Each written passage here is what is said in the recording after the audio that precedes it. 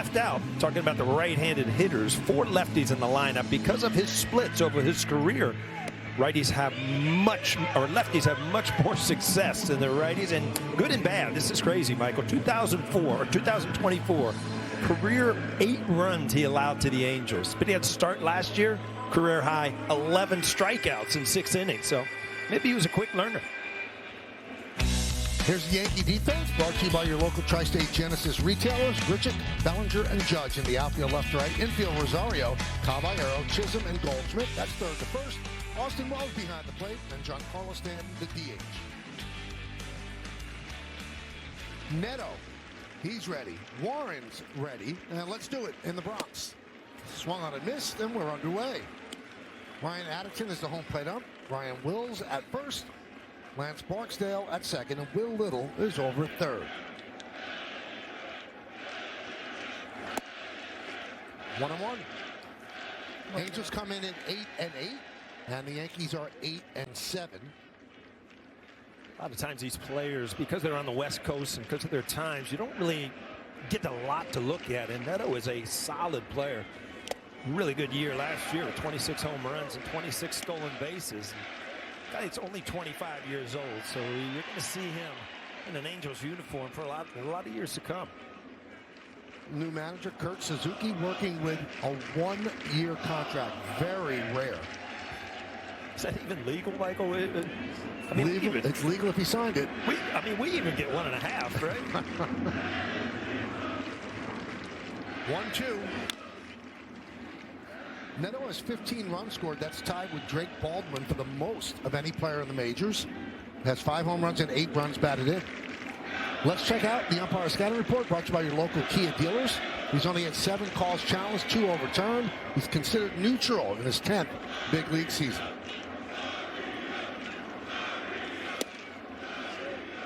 Two and 2. Angels just took 2 out of 3 in Cincinnati, and the Yankees just got swept by the Rays in Tampa Bay. There's Mike Trout on deck.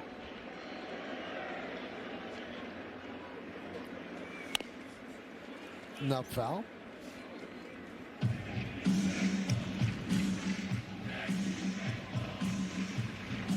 $23 homers and 30 steals in 2024 for Neto. Last year, 26 and 26. And these organizations get young players that they have control over without having to get into the huge contracts. It's a big window of opportunity for the players, or for the teams, to try to build around these young players to win. I told you, Suzuki, the manager, it's the 4th manager that Neto has had in 4 seasons. Played for Nevin, Ron Washington, and Ray Montgomery.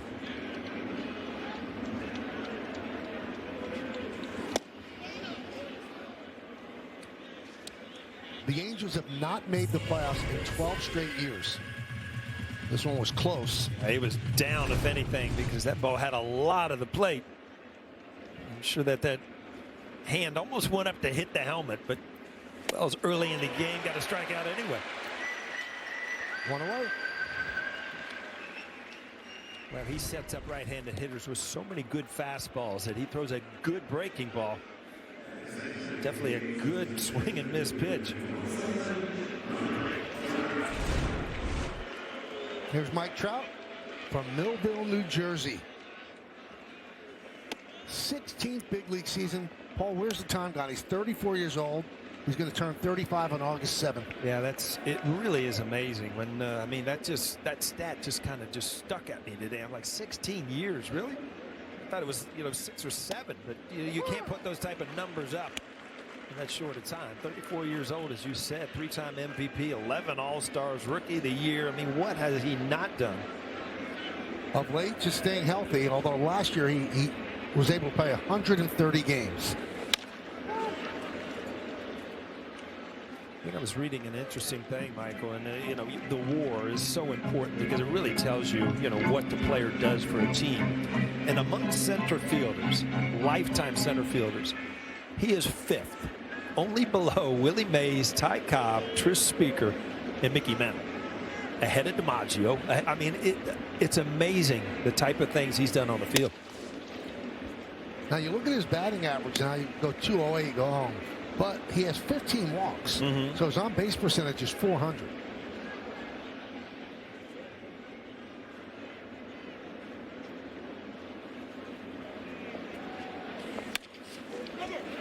Right side, Goldschmidt. Full flip to Warren. 2 outs.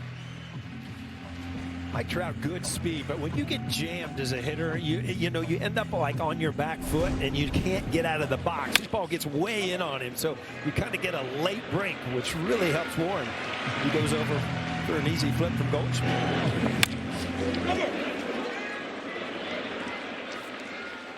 Running well. He's had a lot of problems. We mentioned injury-wise, left knee problem last year, but looked like he was running well. Here's Nolan Shonowell.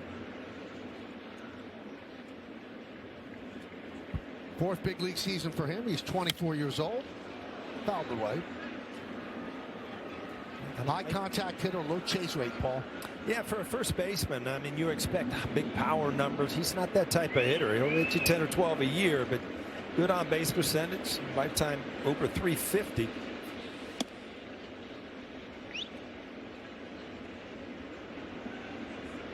Well, since his rookie season, top 10 in the American League in walk rate and strikeout rate.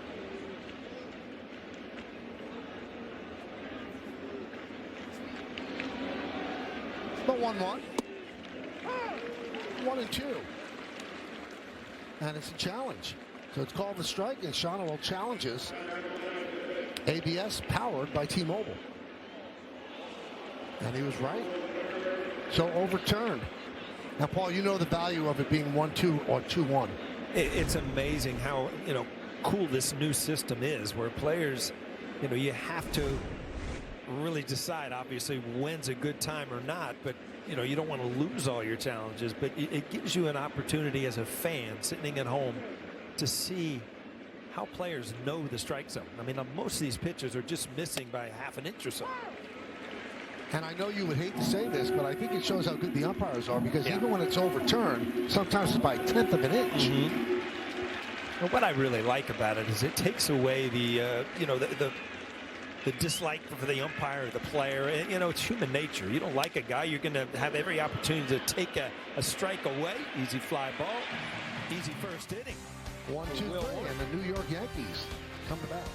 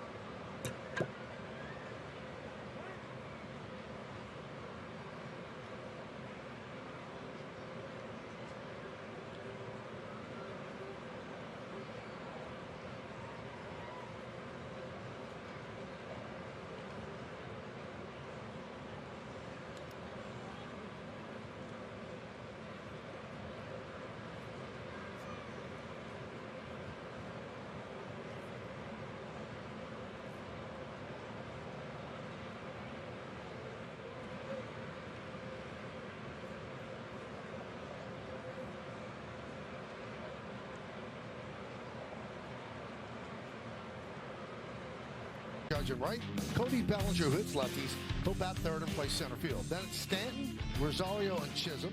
And Randall Grichuk, still looking for his first hit this year, has good numbers against Kikuchi, Caballero, and Wells. And they will be facing the lefty Kikuchi. 3 starts, 0-2, 6.75, more than a strikeout per inning. But let's go deeper under the hood. We'll check out the Nissan pitcher scouting report. Well, you say Kikuchi, career numbers, he's been very good against the Yankees. 16 career games, 3.27 ERA, so he has had some success against the Bombers. He mixes it well, fastball, slider, change, and a cutter, and he uses all of them about 20-25% of the time. And you got to get it right. Career has been very tough on lefties. Righties much higher at 270, but much more power against the righties. And there's a strike to Goldschmidt. To that point, Michael, the Yankees have stacked the lineup tonight. Ben Rice not playing, 6 righties against Kikuchi in the lineup. Ben Rice not playing, McMahon not playing, GRISHAM not playing. But they're all waiting to come off the bench.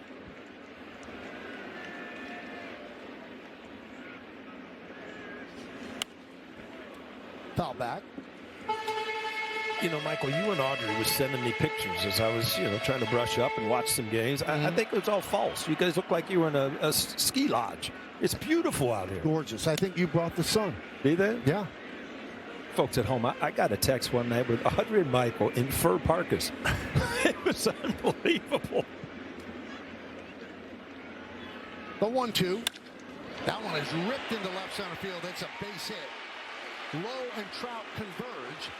Lowe makes the play, cutting it off, but enough time for Goldschmidt to go to second with a double. Well, nothing new here. Paul Goldschmidt can hit lefties. We saw that last year with four-seam fastball kind of right there, and he just hammers it into left center field for an easy double.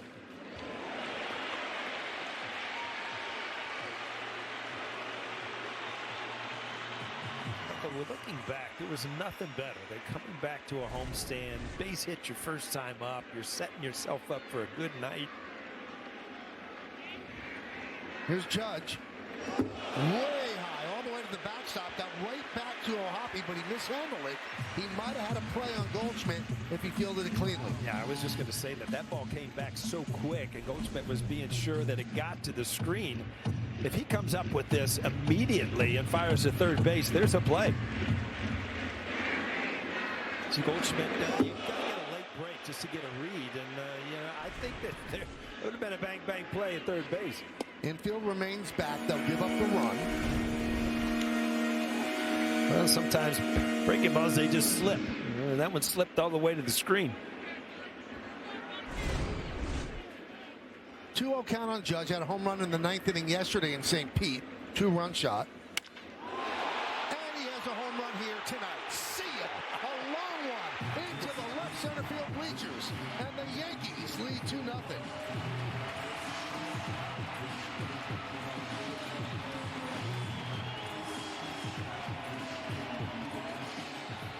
Goodness, Michael, did you see where that ball went?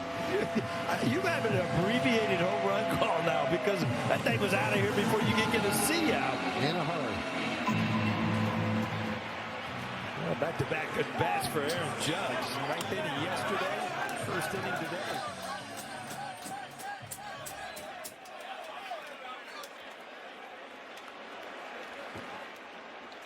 Gee, Wade does, Michael. Did you see it? Pointed it. I went back at him. He wanted a high five. 5 home runs now, 11 runs batted in for Judge. And he just tied his teammate Paul Goldschmidt. They both have 373 career home runs.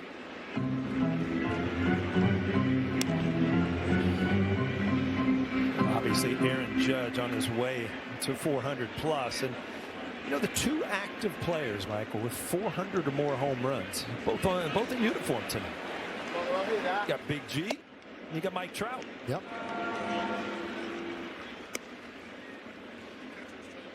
And it's another challenge, powered by T-Mobile. So O'Hoppe having a good bottom of the 1st inning.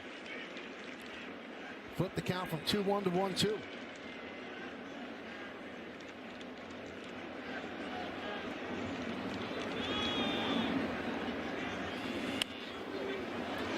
Foul away. Well, split fingered, it just kind of hangs there, nothing there, but all of a sudden, yeah, that baseball said ouch, and you knew where it was heading. 456 feet. And it was 116 off the bat.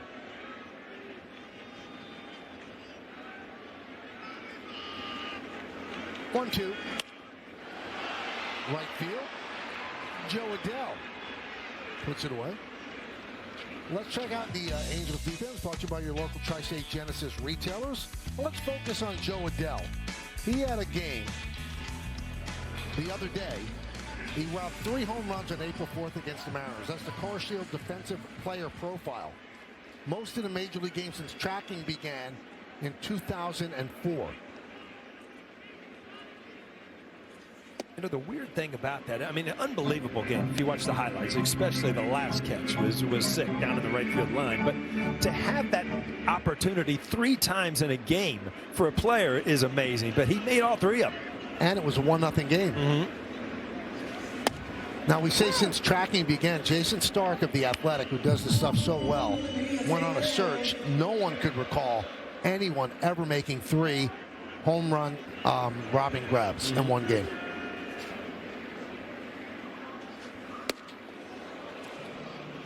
Two and one.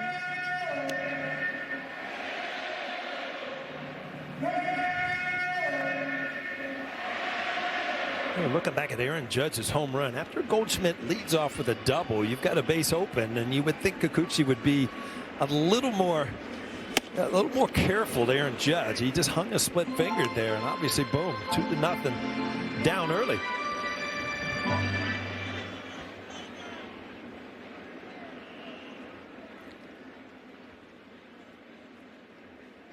Lefty deals. And the count is full.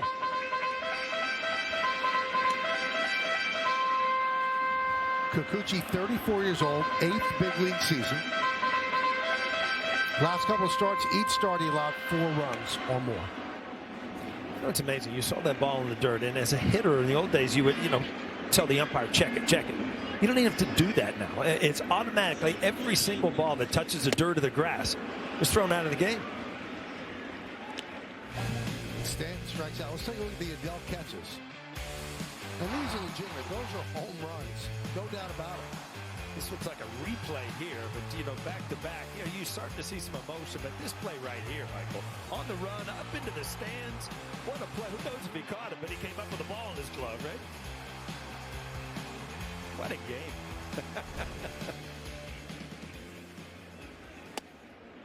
Now, this has been discussed because of that last play, so let me throw it at you. Should that be an out? He caught it and fell into the stands. He never had his feet on the ground when he caught it. It's funny. I actually was watching the replay, and my son-in-law, I was at Allie, my daughter's house. He asked me the same thing. And, if the ball is caught in, while you're still on the field right there, but then your momentum takes you into the stands, I think it should be an out. And that's the rule. It's an out. But if I wonder if you jump into the stands and try to pull it back, but, you need a little camera there to see if that thing ever left his glove when he hit the bleachers. The 0-2. Oh, base hit for Rosario. He's had a good start of the season for the Yanks. He can hit lefties. Yeah, he's had some good at-bats so far for the Yankees. He's earned some extra time, obviously, because the Yankees struggling offensively, but he's going to get plenty of at-bats against lefties because in his career, this is what he can do for you.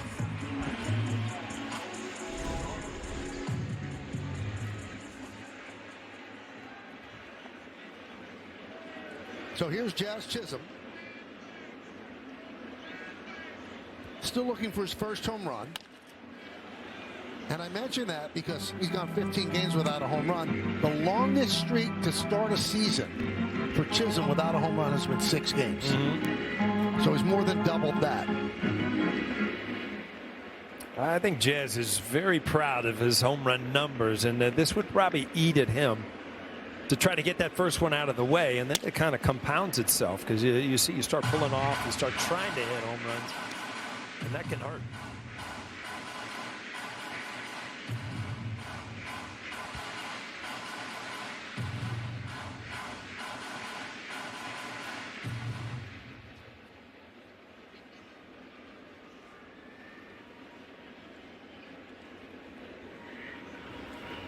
Neto shades up the middle. Moncada well off the line at third. Timeout is called.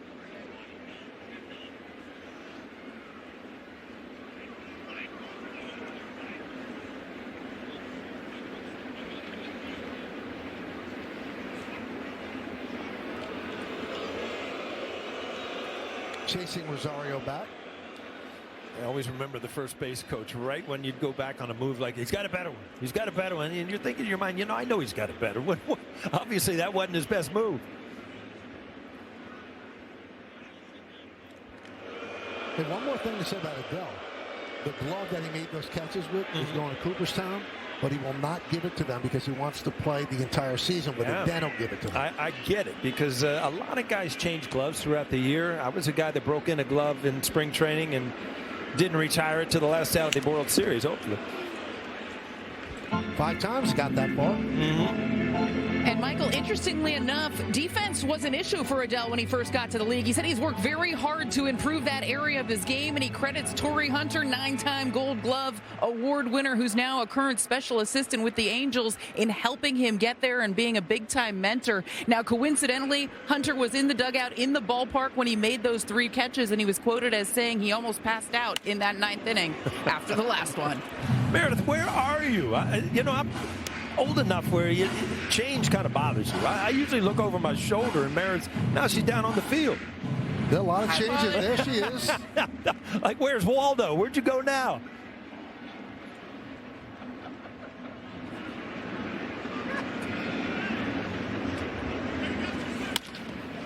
Ground ball. Frazier. And that'll do it. But the Yankees get 2 runs on 3 hits. The big hit. That one. 456 feet into the left field bleachers. And when it lands, the Yankees lead 2-0. A century ago.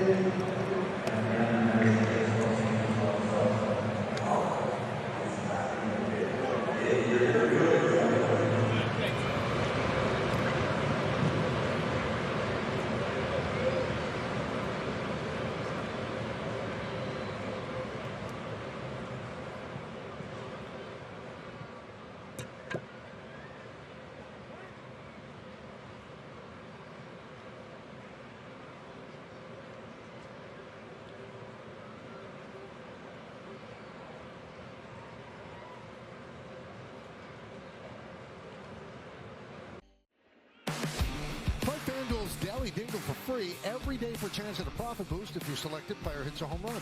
Here are the featured home run odds for today's players. Randall Grichuk and Giancarlo Stanton. Randall plus 420. Giancarlo plus 350. You only get $70 more if Grichuk hits one and Stanton. Wow. You had that both. Oh. 1-1 on Soler. Well, production-wise, 211, not great, but 16 RBIs so far this year. Leads the American League up to a pretty good year as far as production. So Jorge Soler was right in the middle of a big fight. Yeah. With Ronaldo Lopez of the Braves. I mean, that was not your typical dancing baseball fight. There were haymakers being thrown. Yeah, and I understand Walt Weiss ended up part of it, and he's like a WWF guy. Yes. So not a guy you want to mess with.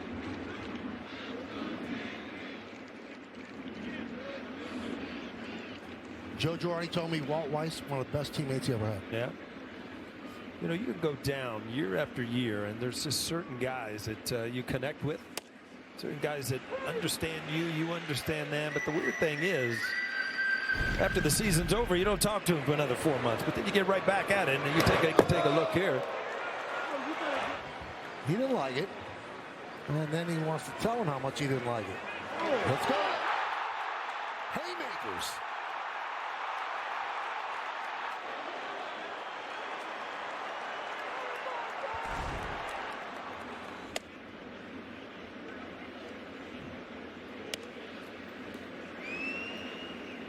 What's the worst fight you were ever in? The one with the Orioles? Believe it, at the major league level, yes.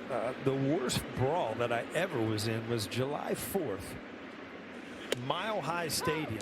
That was I was with the Denver Zephyrs. That was our big night. We'd have 5,000 people. While July 4th, we'd have 50 or 60,000 because of the fireworks. We got in a fight. John Stearns went running out from the dugout. We got in a fight. At the end of the game, they turned the lights off for the fireworks. There are people still out there brawling on the field. Tracy Jones got hurt. Cal Daniels broke his ankle. Really? Yeah. I just thought, watch the fireworks. I had nothing to do with it. They were both suspended 7 games for that fight, but they're appealing. Now, the best fight that wasn't on the field, though, was Dibble against Pinella. Yeah, I witnessed that one, too, with the towel on. Since Sabo came in, I'm in the shower. You got to get out here. Look at this. And I run out in the towel and lose in the bottom of the locker with Dibble on top of him, beating him up. 2-2 on Yon Moncada. Things happen throughout the course of a year, Michael. You know that? Course of a career. You've seen it all. We just keep watching baseball, Michael. We just change chairs. By the way, you changed my chair. I'm on the wrong side. I thought that would be difficult for you because for 24 years you sat on my left. Yes. Now it's on my right. And you were a little discombobulated. It took me a while to go from the dugout to the booth. Now you got me on the right side of the booth. I don't think I can cover the outside corner from this angle. Strike 3. Moncada down looking, and he's challenging. This ball looked like it came back and got plate. ABS powered by T-Mobile. Well, he fails in the challenge. The call is correct. The Angels have 1 challenge remaining. How long is it going to be before the umpire steps out? Yeah, that call was correct. Did you I was hear just me? thinking they should be allowed to celebrate. Here's your challenge.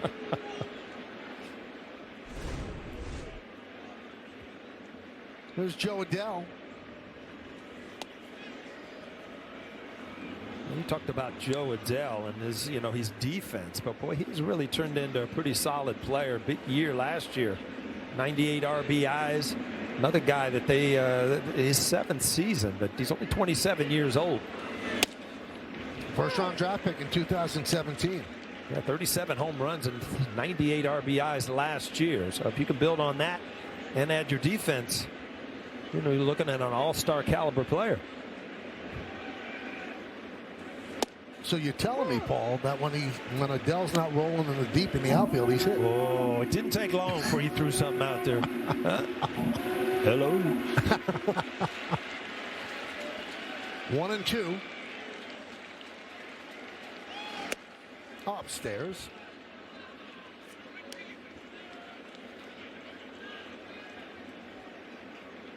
Spent most of last season in center field. But Trout wanted to play center field again. He felt that was his best chance to be productive defensively. And that one got a piece of Adell. So he'll take first. I think it got a bigger piece of Wells. It looked like it kind of ricocheted off him. Wells is probably saying, I should get first base. I heard me worse. Came out of his glove. Yep, all the way down.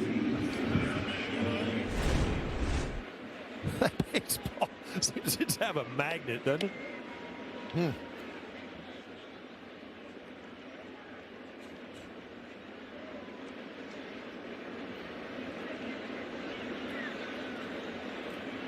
Here's Josh Lowe.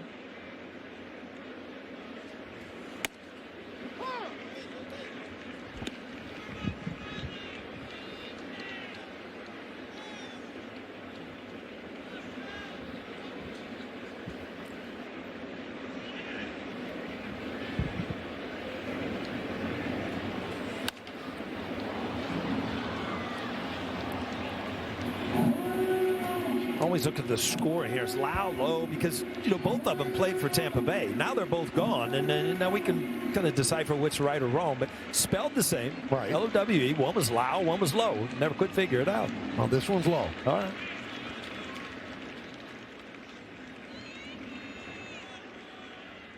The 0-2.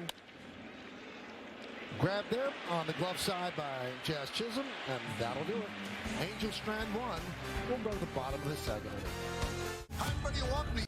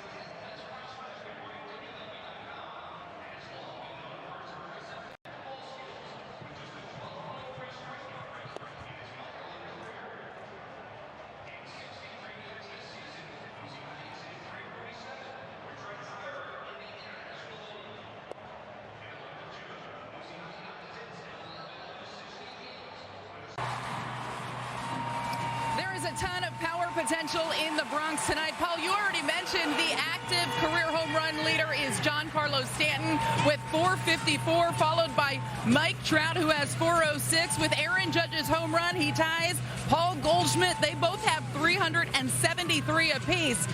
Consider this. You put that together, that is a whopping 1,606 home runs between them, and that's not even counting the MVPs that are going to be on the field. Make it 9 if you include Cody Bellinger, 3 apiece for Trout and Judge. You got Goldschmidt and Stanton as well. Paul, how do you wrap your head around all of that? Well, you look and just kind of enjoy it from the booth because you realize that some people are just better than others, and the guys you were mentioned are better than the others, and they've had unbelievable careers. Meredith cooking up something special with Hexclad. Join the hybrid revolution at hexclad.com. Randall Grichuk still looking for his first hit, fouls it back. He is 0 for 12 to start the season. Robbed of a base hit yesterday. Diving stop up the middle. And that was by Palacios. Made a great play.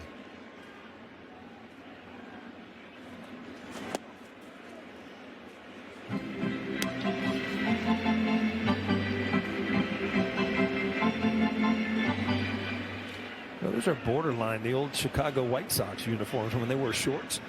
Yes. That's way above the knees there, huh? Yeah, they look like culottes. All I remember from that year was seeing a picture of Ron LaFleur. Remember him, and he had the softball shorts on? There's another pair out there.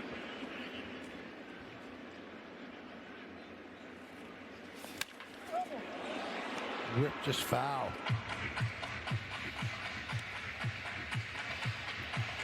You know, people used to do that to try to influence the umpire on the strike zone, but they've all been measured because of the ABS system. It doesn't matter where you wear your socks.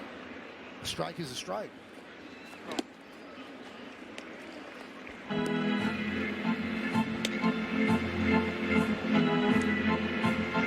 A lot of people thought by, having the pants above your knees or at least rolled up, it was less cumbersome as far as running and sprinting.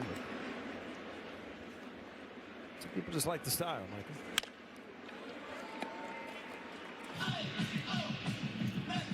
You didn't wear them that high, right? No, I was down by the ankles. I wore my socks high because we had to in Cincinnati, because we had to show a certain amount of the red stockings. But then, the pants got long and you almost got back. The stirrups went out and then you started wearing soccer socks underneath that were, much more comfortable.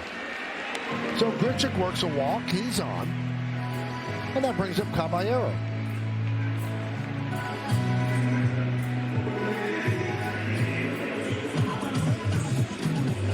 In his day, Richard, I mean, you would keep an eye on him. Obviously, he's an older player than he was, but still able to run.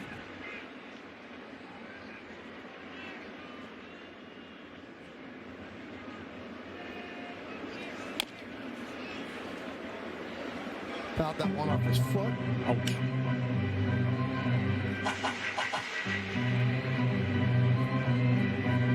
Certain things you miss about the game, Michael, and this isn't one of them. It just, you can't aim it. It didn't look like it just ricocheted off the top of your foot.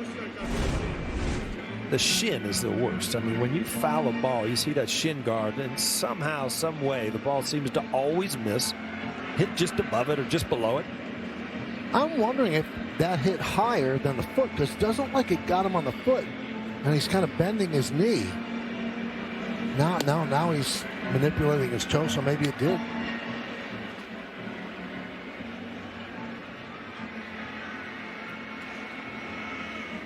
I'd say if he got a toe there, Michael, it's that's one of those things that toenail will hurt for the rest of the season.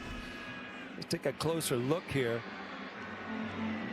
It just looked like it hit the outside. Yeah. Right where your bunion would be, Michael. Huh? Doesn't look like it hit the toe.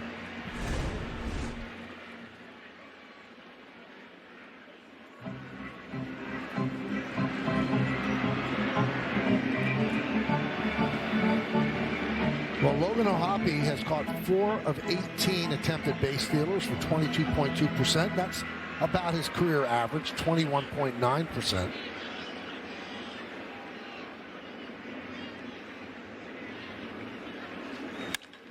Drilled deep to left field. That ball is gone. A bullet into the lower deck. A 2-run home run, and the Yankees lead 4-0.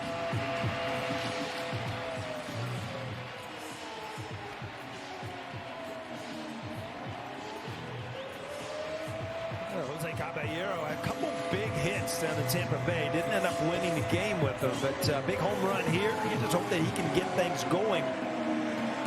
He's played defensively pretty sound. It's just you expect him to throw up some offensive numbers. And right there, that's going to add to his first home run of the year.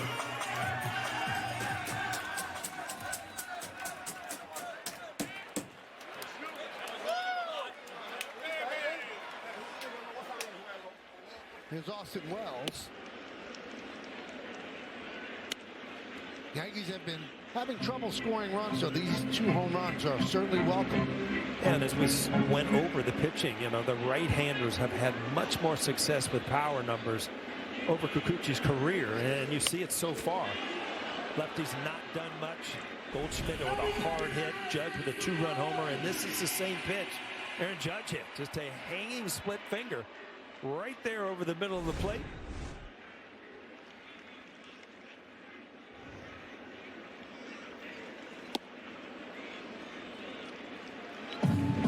Two and one.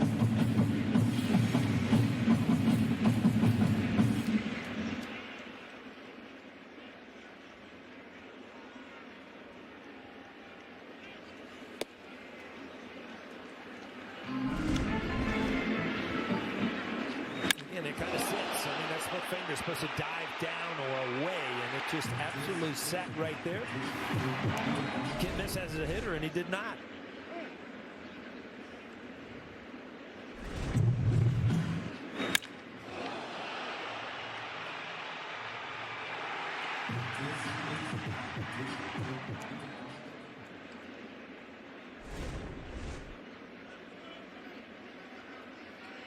The 2-2. 3-2 on Austin Wells. Well, Michael, we came back to New York, and you came back to New York. I came up from Florida, and we're here all night to make the world right here. Now, they're Yankees. I've lost 5 in a row, and then you're off to a good start here. And they turn to you. Yeah.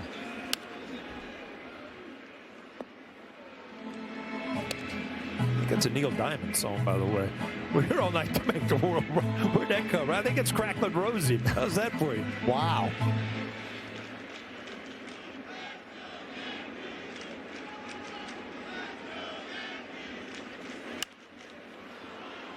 Fouled away.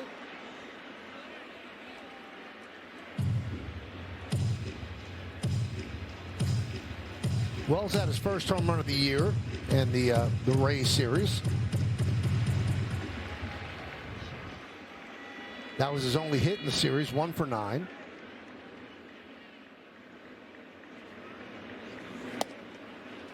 And he works a walk. Well, let's check out one of tonight's player props, brought to you by Bet365, where winning is everything. Paul Goldschmidt to hit 1 or more home runs, plus 390. Now, if he had that bat in before his first at bat and he hit a home run, does it count or does it start from now? It counts. Oh, okay. Yeah. Because he waffled a double already. Just missed. Drops a changeup in for a strike. It's going to take, I would assume, some getting used to for Goldschmidt. His playing time is not going to be what it has been for most of his career. Because in a usual year, starters that face you that are left-handed might be 25%. And there's been some games where a lefty started where he has not played, because Ben Rice, the everyday first baseman. So it's going to be a little bit of an adjustment for Goldschmidt to stay ready and come off the bench. But this is where you have to realize where you are in your career. And we've gone over it. Here's a Hall of Fame type player who at this time of his career has got to be satisfied with the playing time that he gets. And he has not complained. He hasn't said a word. And obviously Ben Rice's start, the way he's hitting the ball, is affected Goldschmidt in the sense that Rice has got to be in the lineup for the most part. Swing and a miss. Goldschmidt for the first down.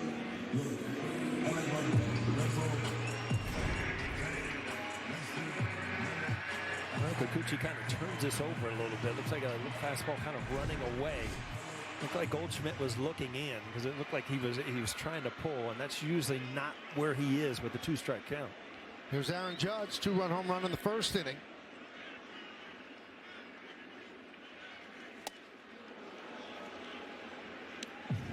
Oh, 0-1. Well, it's been off speed. He hit the split finger up in the strike zone for a 2-run homer, and there starts him off with a changeup, which you get that movement down and away. Much different pitch.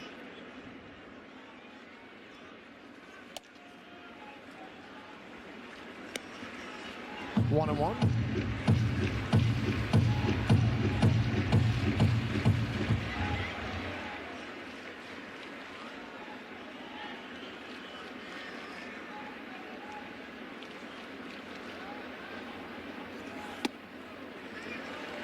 Two and one on Judge.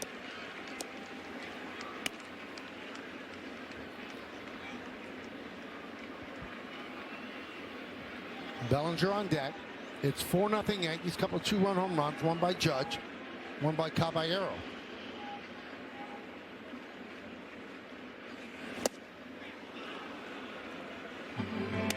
Check out Judge's 5 home runs this year and the exit velocity presented by Spectrum. 109.1, 102.1, 101.2, 108.9, 116.2. The one tonight is the only one that's not on the radio station. Yeah, exactly.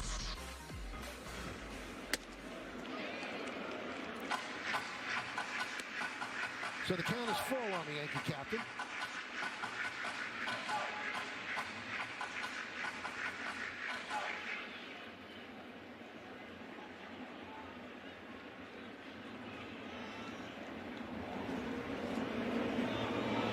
Just steps off the rubber to chase Wells back.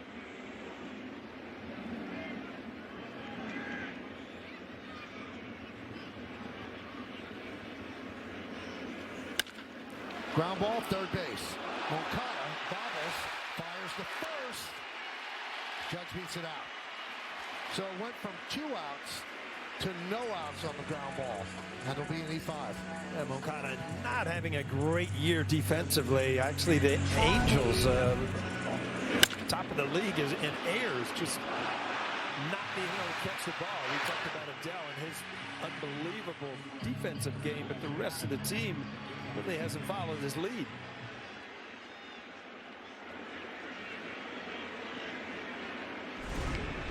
Here's Bellinger.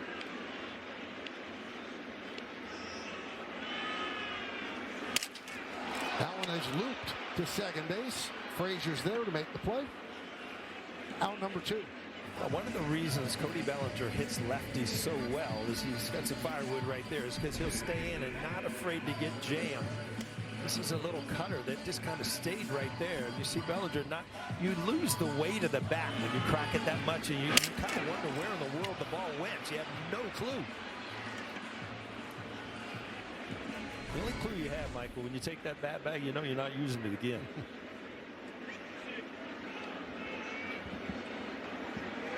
So here's Stanton, 2 outs, 2 on.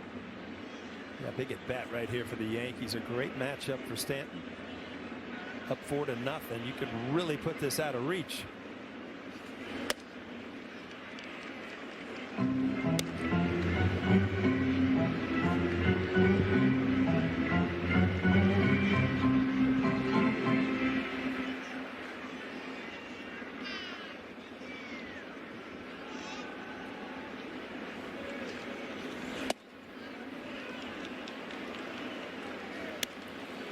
And a challenge by The catcher's challenge and pitch. Powered by T-Mobile. I'm going to say low, man. You'd be right. The call is You'd be correct. wrong. The Angels have no challenge I had a remaining. good look at that one. It's just the other side of the plate I'm struggling with. Well, that's it. No more challenges for the Angels. Second inning, too, huh?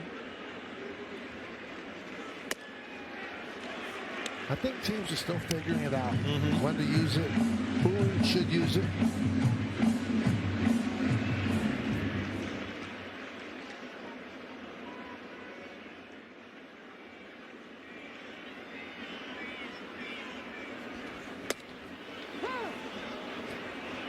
And I think it's been a great addition to baseball. Everybody I talked to, including you, Michael, like the idea. And I also like how quick it happens. It's not like a 5-minute wait to see, where it takes the rhythm out of the game.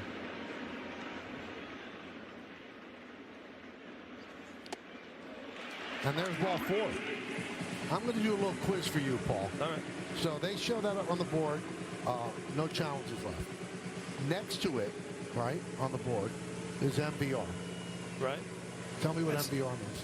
Mount visits, and they've Wow. never been to I've been studying, Michael. You know what? Wow. It was my first day of school today, and you're giving me tests already? Wow. No, I'm not Mount into this. visits remaining. You nailed it. Thanks, Audrey. Mike Maddox. He's talking over things with Kikuchi. Hey, score big on authentic gear at MLBshop.com. From official jerseys and memorabilia to hats and hoodies, we've got the season covered. Visit MLBshop.com/Yankees, the official source for your Yankees gear.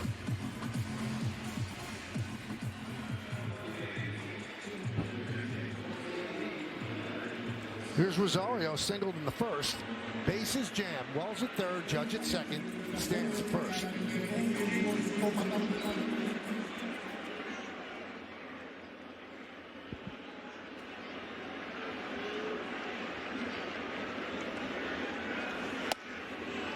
And a strike.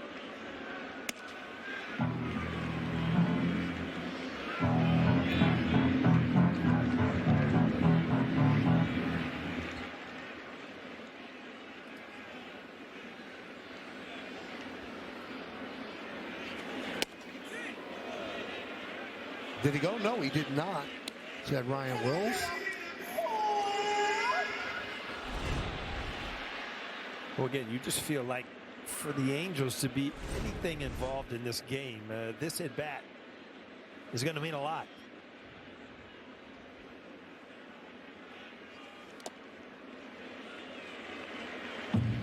Two and one. Kikuchi so far has not looked sharp. Well, you look at his record, he got off to a good start, and then the last couple starts has scuffled a little bit. 4 earned runs in his last 2 starts. And tonight, it's been a struggle.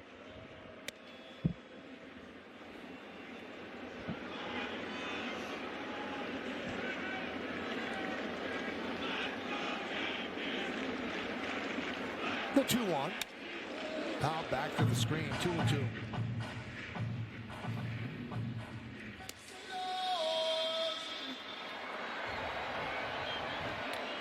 37 pitches so far here in the second inning and nobody up. I think somebody's just starting to get loose now. Yeah, out in the bullpen.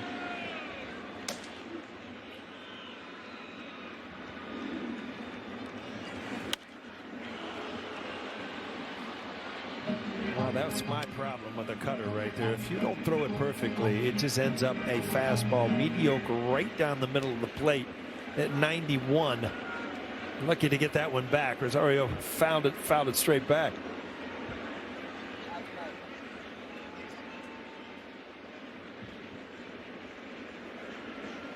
Two-two. Driven into center field and deep. Trout back, still back. He has room, and he makes the play for the final out as the Yankees leave the bases loaded. But there was some pain in this at bat. There, the ball hurt him. Had to shake it off. Then, you know what he did? He hurt the ball. A 2-run home run. And the Yankees lead 4-0.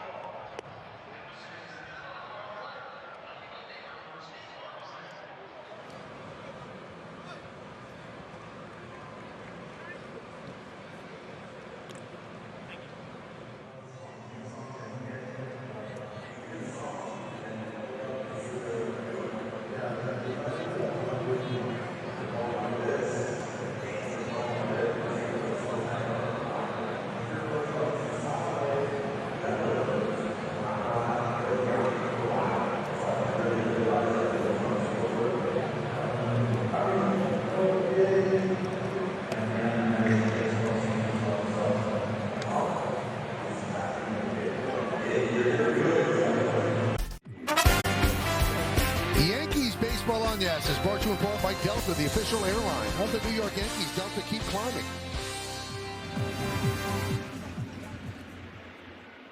Well, the Yankees up 4-0 as we go to the third. And Logan O'Hoppe will lead off.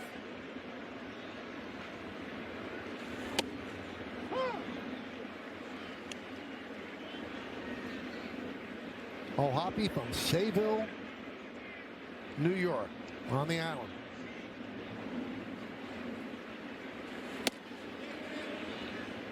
He goes around.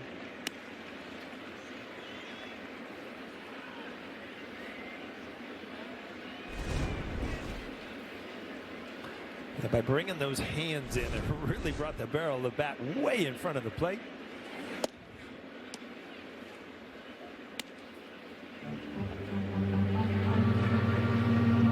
Another guy that they're anxiously waiting his offense to kind of turn around. Hit 20 home runs a couple years ago, 19 last year. So far this year, nothing. So, you know, he's a good, solid young player. Remember a few years ago, Michael, he had that big injury here in Yankee Stadium. Yep. Tore his labor.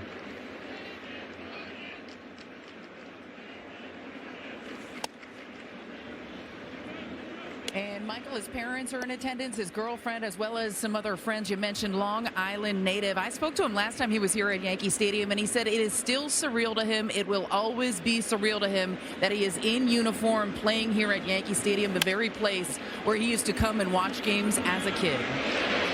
And he grounds out in the short. And Michael, he actually had a pretty big moment, well, as a kid, a big moment here at Yankee Stadium. Back on April 6, 2018, he was in the outfield. He caught a Manny Machado home run, and he did what anyone in the Bronx would do. and that is throw it right back on the field. That's a young Logan O'Hoppe right there in the stands. And you could tell he had an arm. He got a Yankee jersey on, too. He was a Yankees fan, big time. Well, let me tell you, I mean, you throw the ball back if you're a Yankee fan. That was some catch. I was going to say, it's pretty good practice right there. He could have been an outfielder. Well, guys, when I asked him about it, he said, if you don't throw that back immediately, you are going to be booed out of the stadium. And the last thing I want to be is booed out of Yankee Stadium. Watch this catch. Yeah, that's full extension. Bare hand, too. No glove. One leg in the air. You know what you got to do, Mike? You got to come to the game with a little cheap plastic one in your pocket. And if you catch a real one, then you just chuck the plastic one back.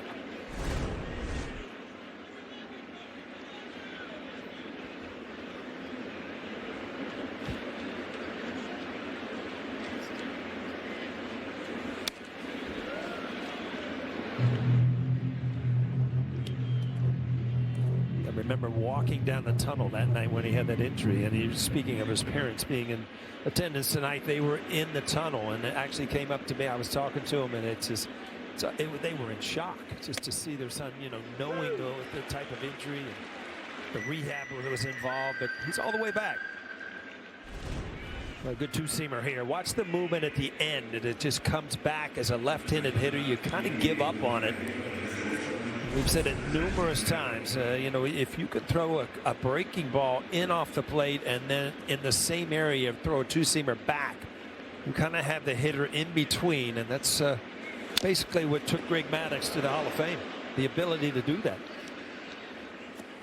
Neto goes down from the foul ball. 4 strikeouts for Will Warren.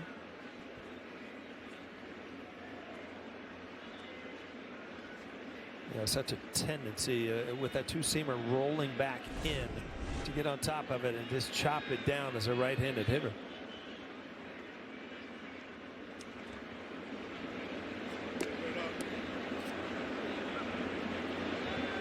Now, pitchers have a mean streak. When they get a foul ball like that, they come right back in. Exactly, because as a hitter, you don't want to do the same thing. So you have a tendency to kind of lay off that pitch. 0-2. Now that one right there is the one that would frustrate me as a player. Is, you know, should I challenge this? Because it's a breaking ball that comes around the plate. You never know if it really got back to the inside corner. Well, the option to challenge has been lost by the Angels. And that one looks like it got Wells.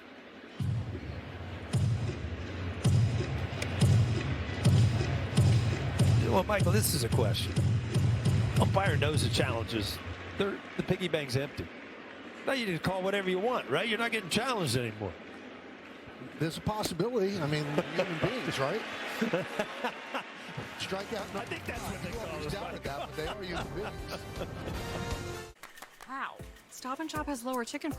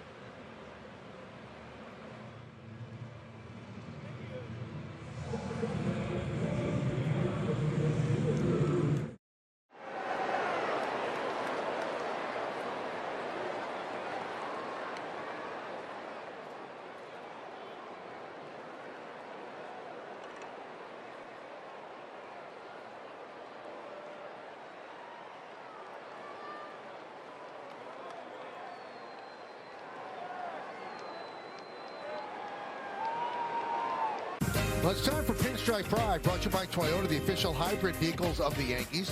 Tonight's picture is of little Jaden, who was born on April 4th, and we can confidently say He already looks like a lifelong Yankee fan. Yeah, since April 4th. It's his whole life. Use the hashtag Toyota Pinstripe Pride and mention yes in pictures you post to social media to reflect your love for the Bronx Bombers. We might spotlight you in a future game.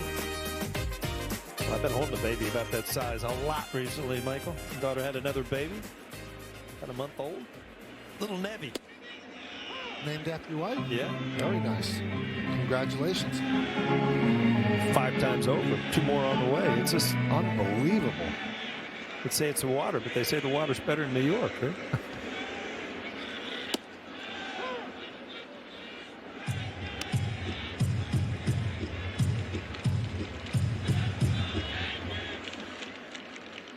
Better being a grandparent or a parent? Well, a parent, you have a lot of responsibility. Grandparents, you just get to love them, have some fun, and then, hand them back and go home, Yeah. right?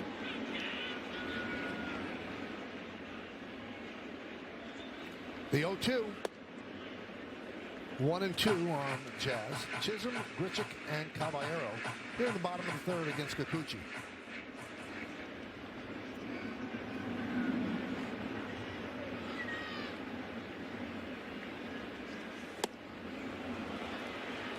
And Jazz down on strikes as his struggles continue. Well, again, if you get in pull mode, trying to hit home runs, these are the type of swings that you see. You see a breaking ball away, and if you commit to it, it's just running away from your barrel. So you're really compounding things by, I've always said, that, the pitcher dictates what you can do with the baseball. If you want to hit a home run, and he doesn't throw a pitch you're capable of doing it, then all you've done is got yourself out. Grichuk hits one deep to center. Going back is Trout. Leaps, and he makes the play. Trout knew exactly where he was, ran to the wall, and made the catch. Yeah, off the bat, this was, it's Richie, but then it just kept going and going. And then Mike Trout, I mean, we've talked about his defense, his offense is all around star quality. And again, he just knows how to play the game.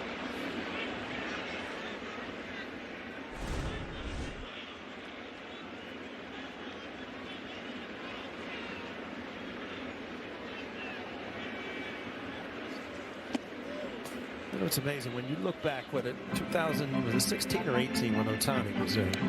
18, I think. 2018, he was there for 5 or 6 years, and you just thought, here are 2 of the best. This whole franchise is just going to thrive now, and then it's gone. It's over. So you do have these windows of opportunity as an organization. If it doesn't work, it's gone. And with those 2 guys, they still did. Yeah.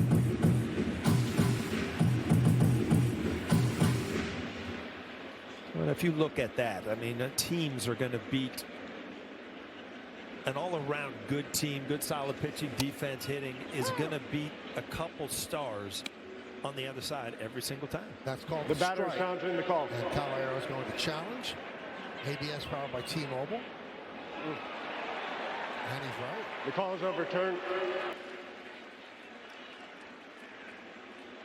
0.4 inches. Yeah, who can blame a guy for that close, right? Yankees still have their 2 challenges.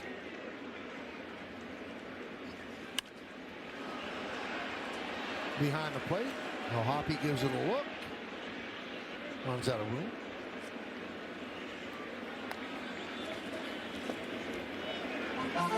You think you would like ABS? I certainly would, and I was kind of mentioning it first inning when we went to break is it takes away the animosity of the umpire or the player. If a guy's, I'm fighting with the guy, like you said, he's human. He's going to call a pitch against me, and if I don't like him, he doesn't like me. Then it takes that away. There's a plate up there for a reason.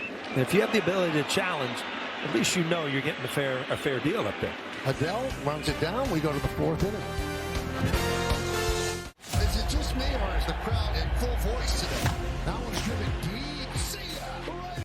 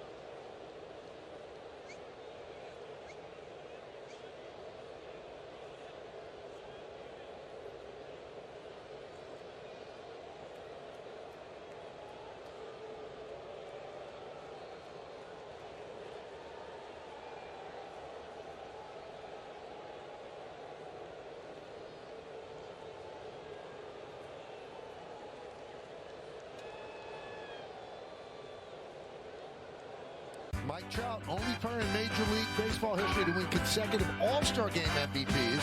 At 23, became the youngest player in Major League history to reach 100 home runs and 100 stolen bases, and happens to be an avid weather enthusiast who once gave live storm updates to the Weather Channel during the 2016 New Jersey blizzard. How about that? Thought I was a meteorologist around that. There's the wind thing. How about that? How about that? No, you got me. You get me sidetracked here. 0-1 on Trout. And a strike. You know, was there anything better, Michael, growing up there? We had Saturday morning cartoons, and then This Week in Baseball with Mel Allen. Oh, yeah. I mean, what a great way to start the weekend, huh? Grounded sharply and off the glove of Caballero into left field, allowing Trout to reach. You can tell. I mean, it's my fault.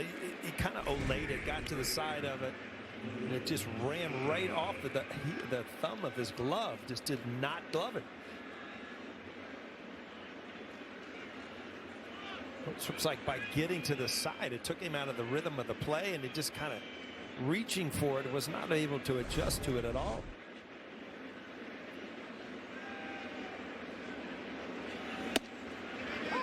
You know, our very own Jack Curry sat down with Mike Trout today, and that interview was on one of the pregame shows on Yes.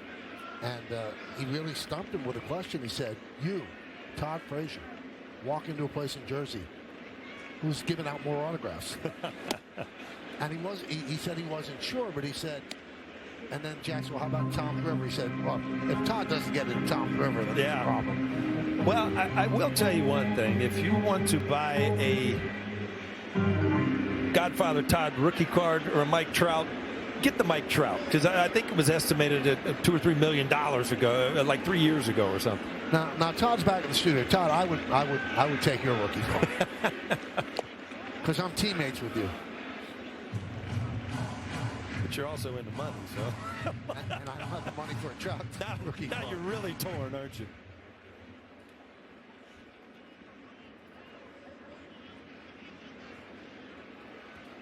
One and two on the Shonowell.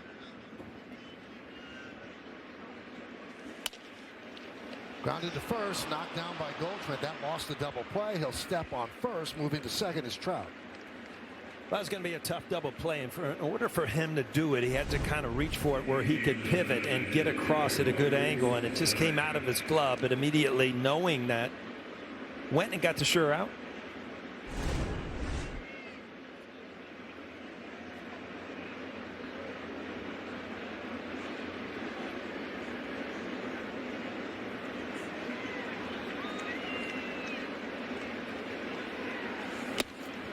So I just got a very interesting text from Todd Frazier. Yeah. He said, "Tell Paul to go kick rocks." What do I get for that?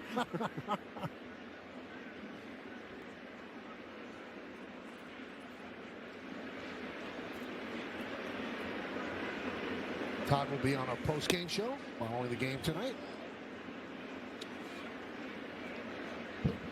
Tell you what, if I'm going to the Little League World Series, I'm taking Todd Frazier. How's that? Huh? The winner. Did we just kiss and make up? Yeah, there you go. Talking about the home run derby too in Cincy. Yeah, I was there for that. That was impressive. And with his brother throwing. Pretty cool.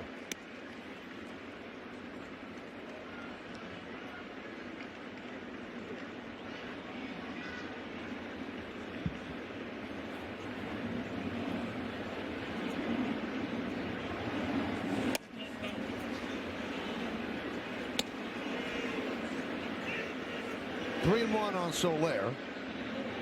Struck out looking. It was in the second inning.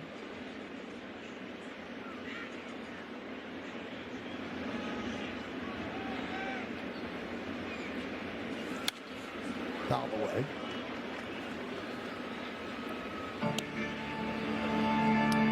Soler made a point to run more during the offseason. Said he hadn't been ready to play as much outfield as he did last year. And he expects to play outfield this year. Today he's the DH, but he ran during the offseason. And when you remember his biggest years, he had 48 home runs in 2019 with Kansas City. You see that type of swing. He's got power, but you know he was a corner outfielder, and with Atlanta also. I mean, he's had some great years. He was traded to Atlanta from Kansas City and ended up being the World Series MVP in 2021. He had 14 homers in 55 games to finish the season, and then hit 3 homers in 6 games to win the World Series MVP.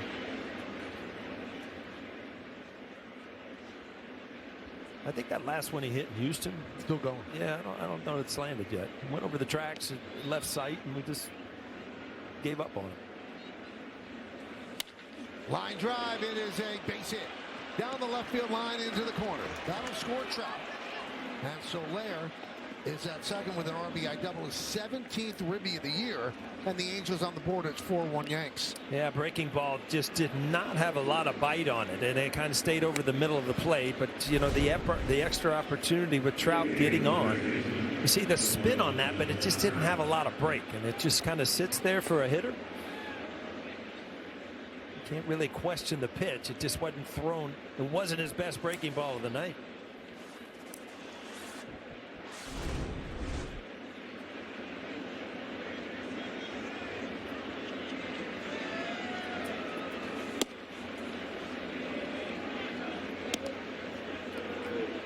One and 0.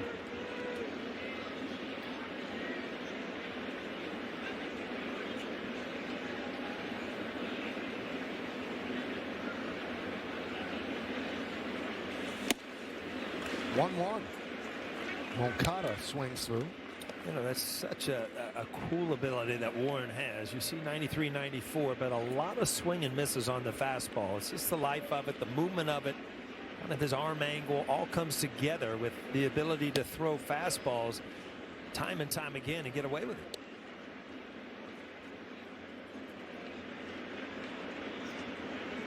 Pretty high pitch count for Warren. He's only allowed 1 hit, but he's about to throw his 70th pitch in the 4th inning. 2-2.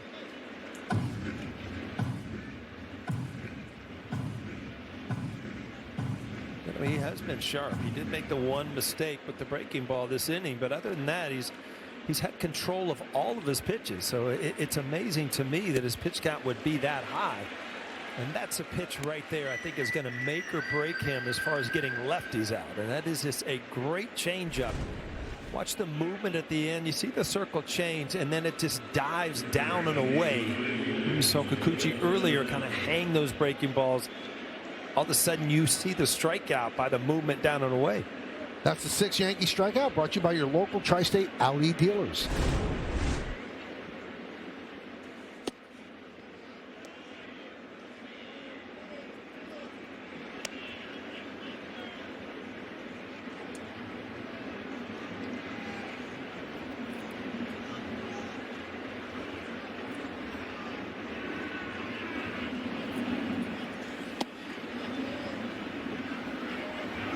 What a beautiful night for baseball here in the Bronx. I was driving around today. It's just like the earth is ready to just blow up. The daffodils are out, the weeping willows, the forsythia, everything out there. What was the last one? Forsythia. You don't know the yellow flowers out there? I didn't know that was the name. I called them the yellow flowers. Absolutely.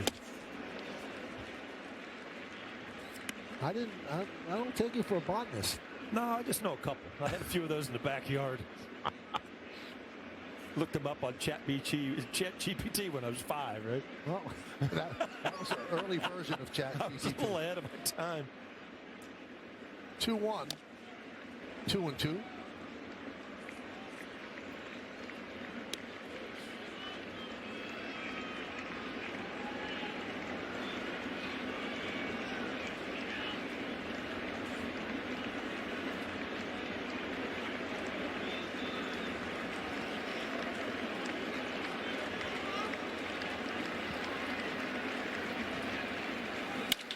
Line drive, it's a base hit. Soler will score. RBI single for Adele. And now the Yankee lead is 2 runs, 4-2. We just talked about how he gets away with being able to challenge people with fastballs, but not here. Adele just hammers this one. 4-seam fastball. just squared up and hit up the middle. And again, if you break the inning down, there was an easy out to start it. It was not made. Now the Angels right back in the game.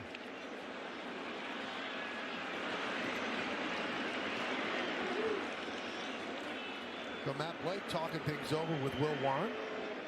That's the 7th RBI for Adele.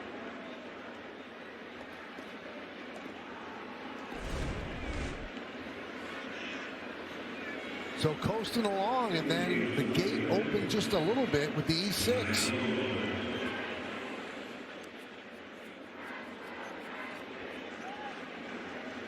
And because of that E6 and then the strikeout by Moncada, these 2 runs are unearned, but you know what? They count. Well, they count about in the pitch count, too. That's the thing. Extra pitches, stressful pitches, and runs on the board. And a strike to low.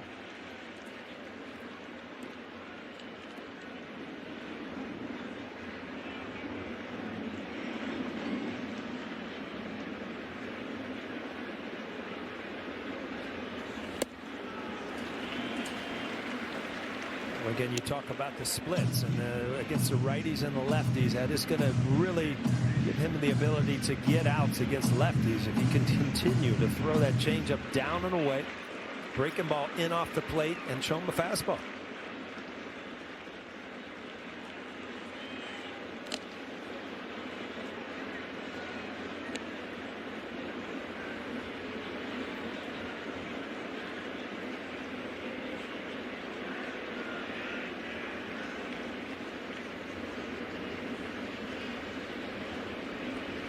Two on low, grounded to second in the second.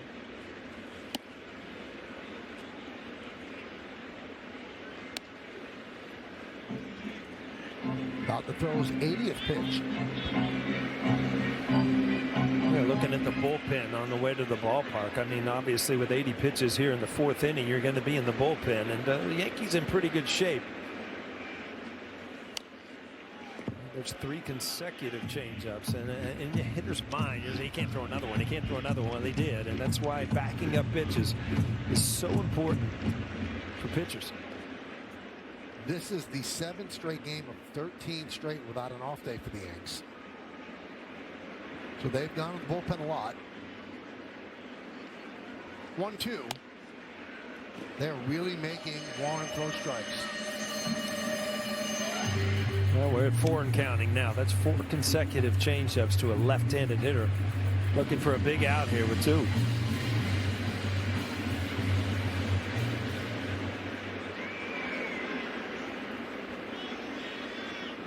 Some stirring in the Yankee bullpen.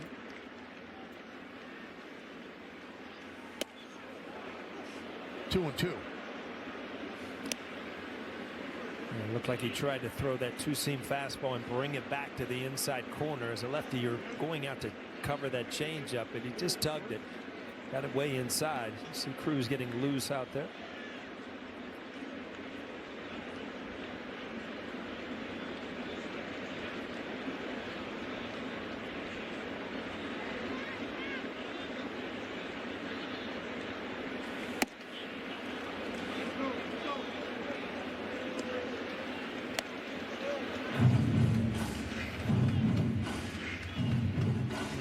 Happens to a pitcher is, you know, you start getting confused because you've thrown good pitches in this at bat, and he's fouled one of them off. He's, you know, then you went 4 consecutive changeups. Now you're trying to figure out fastball, where to go, and you've kind of lost direction. You tug the 2-seamer in, that went away.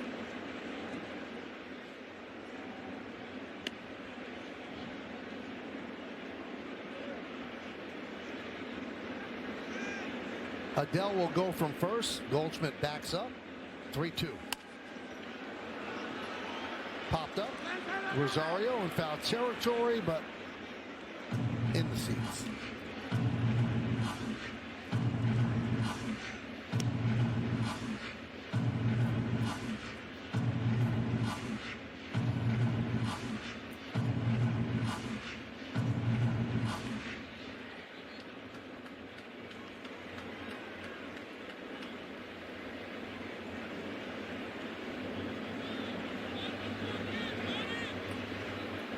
And another payoff.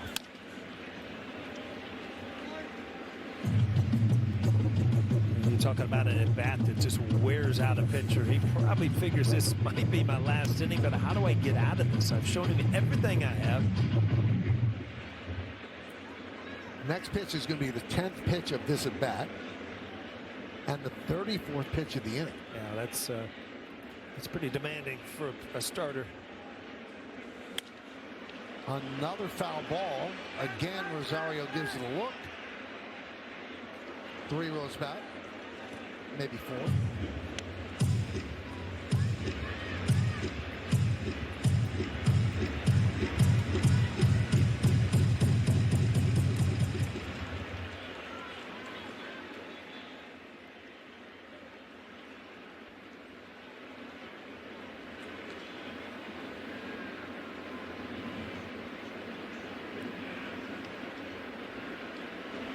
And they'll do it again. Pitch number 11. And he walked him. That's just a grinding at bat right there by Lowe. He just wore him out. He didn't know where to go to get him out through changeups, through curveballs, sinkers, and then just finally missed 3-2. Coming into action tonight, Paul, the Angels had walked 77 times. And that leads Major League Baseball. Here's Logan O'Hoppe, grounded to short in the 3rd.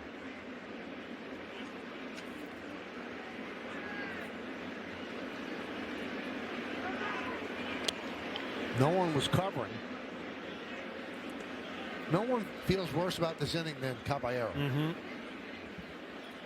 We don't know how the inning was going to progress, but an easy out with Mike Trout, and you should be out, with 1 out in your pocket, and that wasn't the case. And a strike.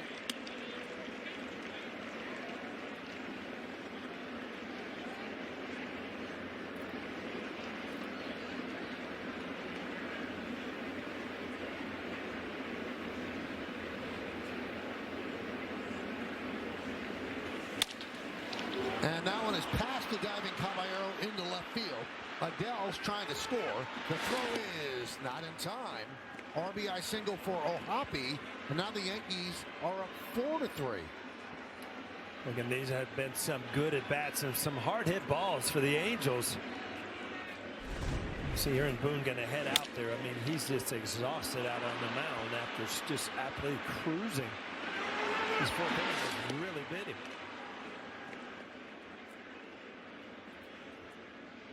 Well, Boone's going to take the ball. He'll call on Cruz. Frazier is coming up, and the Angels have pulled to within 1.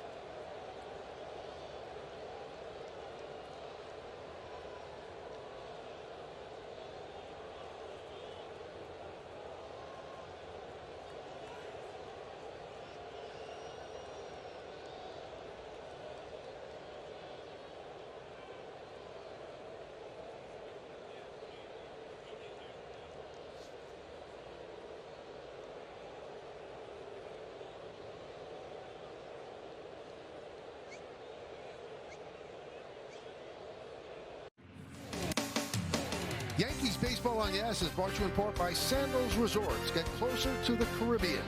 By your local Tri-State Genesis retailers. Learn more at genesis.com. And by the New York Lottery. This could be your lucky play. Looking into Yankee Stadium, where Fernando Cruz is taking over, trying to keep the Yankees in the lead as the Angels knock out Will Warren. This will be Cruz's 8th game. There's two pretty impressive entertainers, directors, Spike Lee and Billy Crystal. Pretty avid Yankee fans, too. Somebody's saying, Spike, you're on.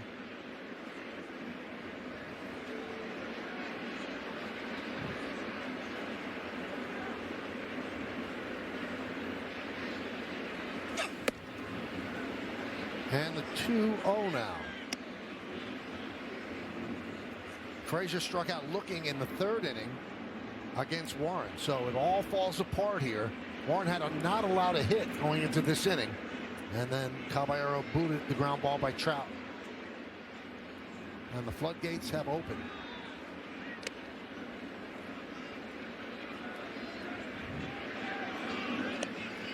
Since last season, this is how effective Cruz has been, Paul. He's inherited 30 base runners. Only 2 have scored. That's 6.7%. That leads all American League relievers. Yeah, behind in the count here. When he gets ahead, I mean, that split fingered is such a weapon. That's a problem. If he can't throw strikes, he can't get to a good count to put people away with that split finger.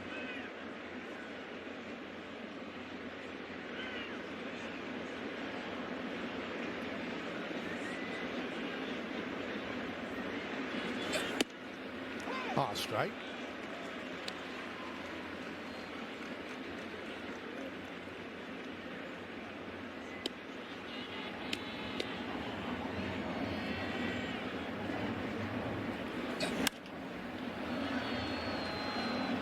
And the count is now full. Take a look at the Yankee bullpen budget, brought to you by Citizens. Make sense of your money with Citizens. They don't like to use a pitcher 3 times in 4 days, so you can figure out who might be available. And there's a walk to load the bases. Well, he went to the split finger to try to get an out, but it was with 3-2, and by coming in and not getting ahead, it was really the first time that he went to that pitch. That's tough on a pitcher. Zach Neto.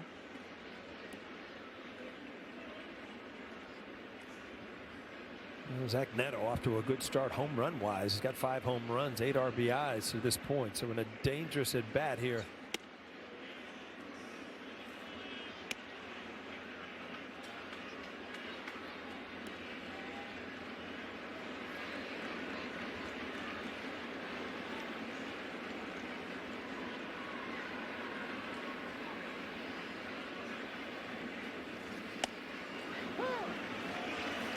One and one.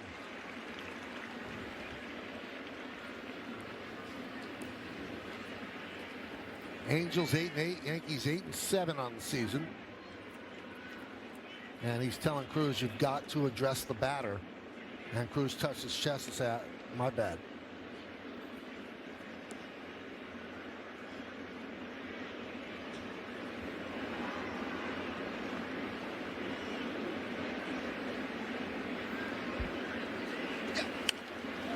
Foul back here.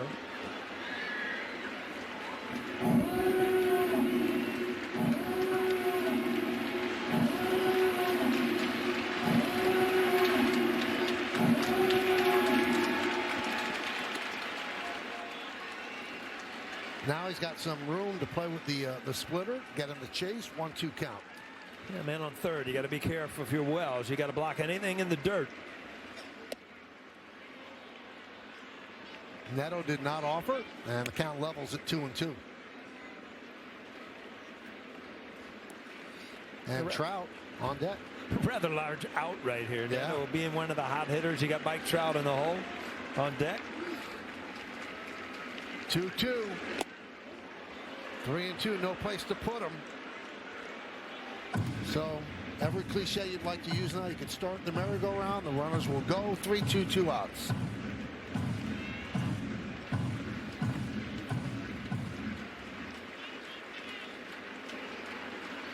He's not been able to throw that split finger for a strike, so I think you got to go back to something hard or possibly the slider. Runners go. Grounded foul. Boy, they're going to have Yankee pitchers combined throw about 50 pitches this inning. Well, again, not his greatest slider, but a 3-2 pitch. You know, you want soft contact or a strikeout, but the Angels have really battled every pitch this inning.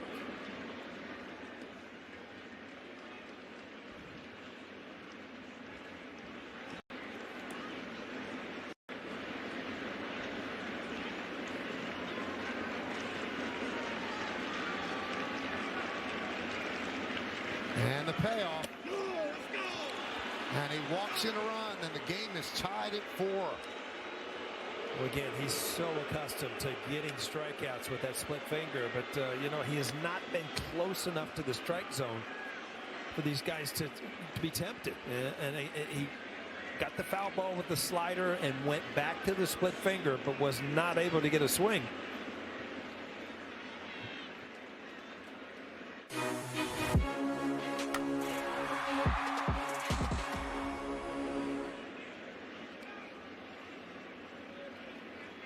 So Will Warren watching it all unravel. The 4-0 lead is gone. It's a 4-4 game. Angels threatening to take the lead. Bases remain loaded with 2 outs. And Mike Trout at the plate. And Yankee pitchers have right now combined for 50 pitches this inning.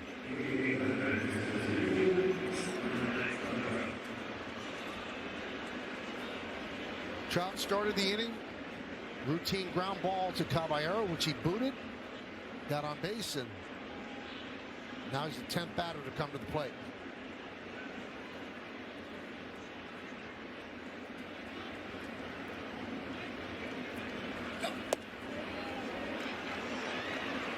One and 0.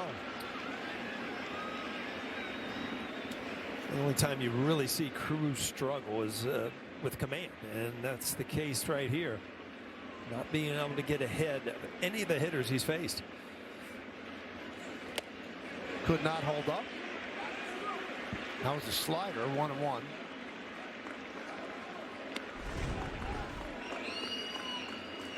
Again, this is a check swing, but it, again, a slider completely out of the strike zone.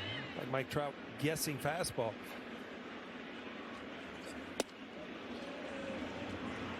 Two and 1.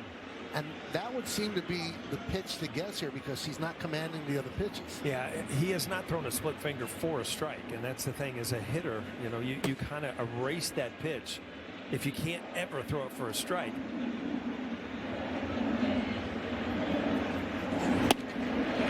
Three and 1. See Bird up in the bullpen.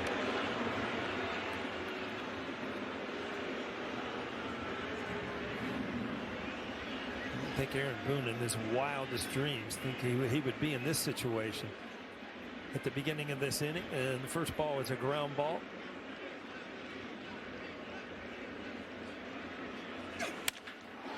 High fly ball. Left center. Bellinger back and makes the play in front of the wall. That close to a grand slam, but the Angels score 4. Your first play.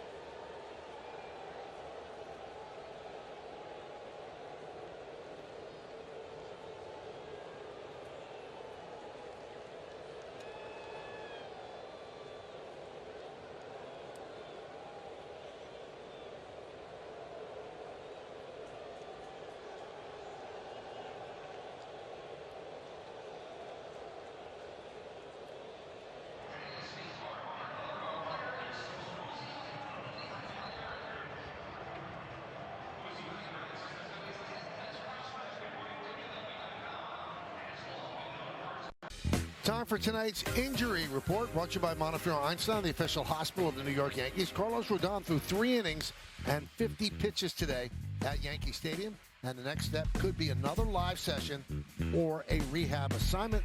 The thought was he was always going to come back maybe by the end of April, beginning of May. Paul, quick quiz. In actual time, how long do you think that half inning was? Yeah, half an hour or so, huh? 28 minutes. 28 minutes. Yep. Oof. Austin Wells will lead off, so they pick up Kikuchi, tie the score. Did the math on that, so a half an hour per inning. That'd be an hour an inning. That'd be a 9-hour game. Yeah, be unmanageable. We'd have to call in the reinforcements here. Yep. Todd Frazier, head on down. Get a couple innings in you. Fly ball shallow right. Going to be a long run for Adele. 1 out.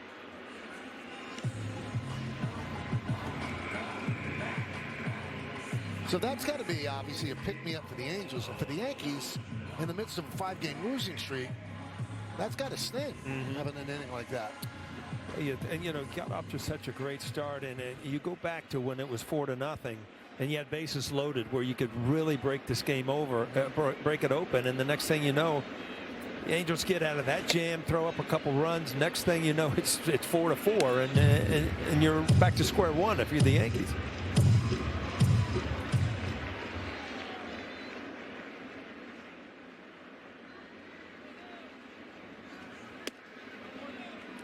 Two and on Goldschmidt. He doubled in the first inning, came around to score on Judge's home run, and then struck out in the second. And if you're Kikuchi, I mean, that's like a rain delay right there. A half an hour sitting on the bench. 3-0. Last thing you want to do is walk the batter in front of Judge. James, are the walks up this year? And you think it's because of the ABS? Let me get you some quick info here, Michael.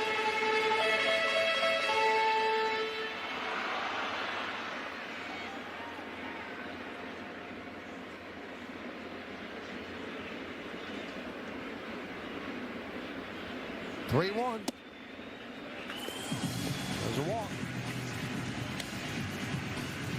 And that'll bring up Judge in the Optimum Fiber famously fast replay. Wow. The sound, the swing, Aaron Judge, you know where it's going.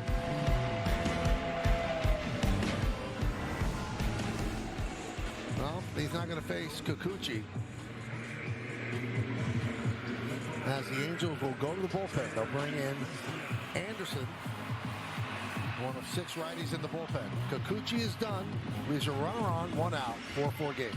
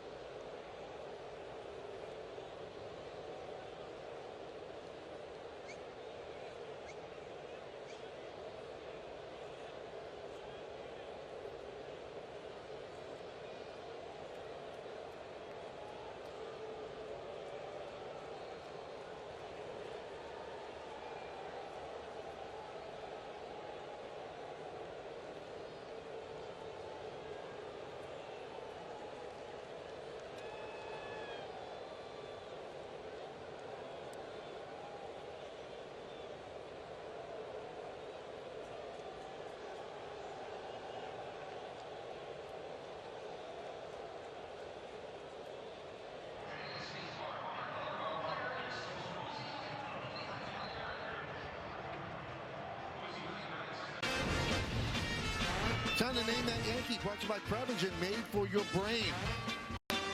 This is a 1, Paul, so you have to get it. I'm glad they gave me a gimme. I only need my Prevagen for this one.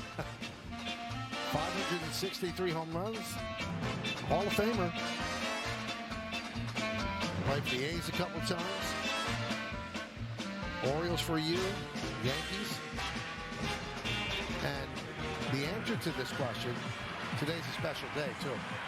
I know that answer, too. I saw the game notes. Absolutely. Sean Anderson takes over for Kikuchi. The night it was raining candy bars. That's your hint there, Michael. How's that one? And a strike to Judge. We had a name that Yankee over the weekend, Paul. It was a 12. The highest. 12? Yeah, a 12. Where's the scale go? I thought it stopped at 10. It does. Somebody put their thumb on the scale. I still want to get back to No Neck. That was the best one of last year. Walt No Neck Williams.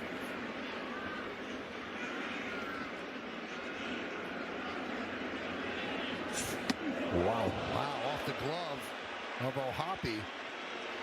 And Goldschmidt will take second. I think Judge was too thrilled with that. He definitely wanted to make eye contact. I mean, this ball up and in. I mean, to get up around Aaron Judge's head, you got to be way up and in. As a hitter, you know what? If you can make eye contact, you can usually tell what the intention was there. Yeah, he doesn't look away for a while.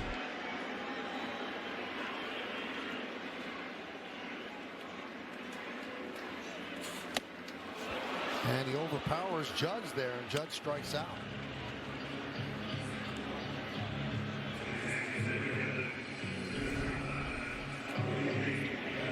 Yeah, a little cut fastball kind of just runs away. Aaron Judge right on it, but just underneath the ball. I think he had a little extra hit there to hit it even farther.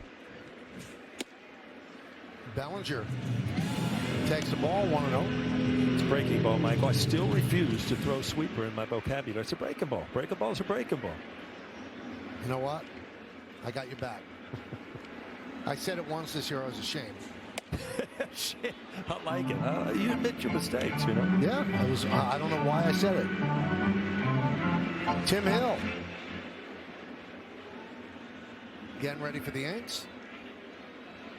Runner at second, 2 outs. Strike.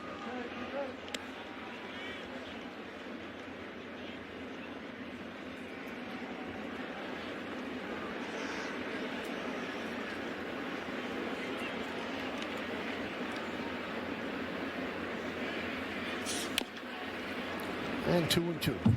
A good pitch to hit right there. He missed dead over the middle of the plate. Cody just fouled it off.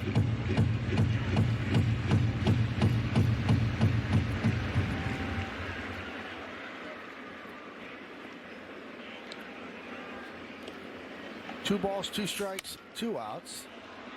Grounded to Frazier, to Shonowell, and that'll do it. Yankee strand 1. It's 4-4 after 4.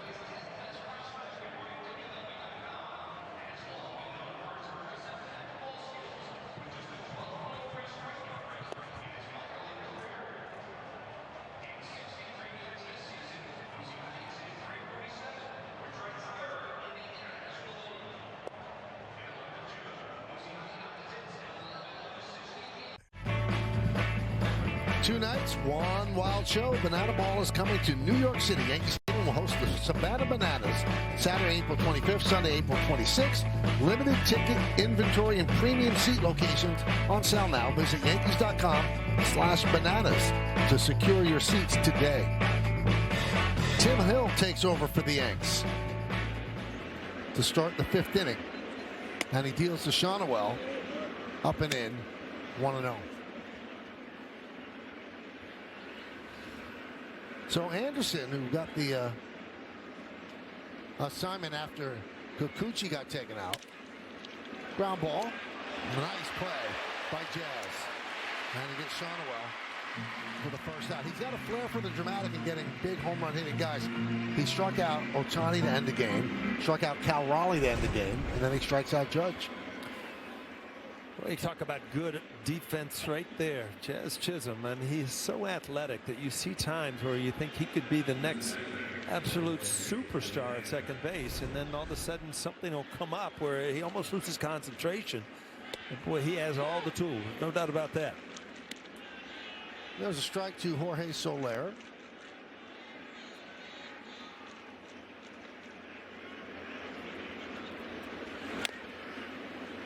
Oh, 2.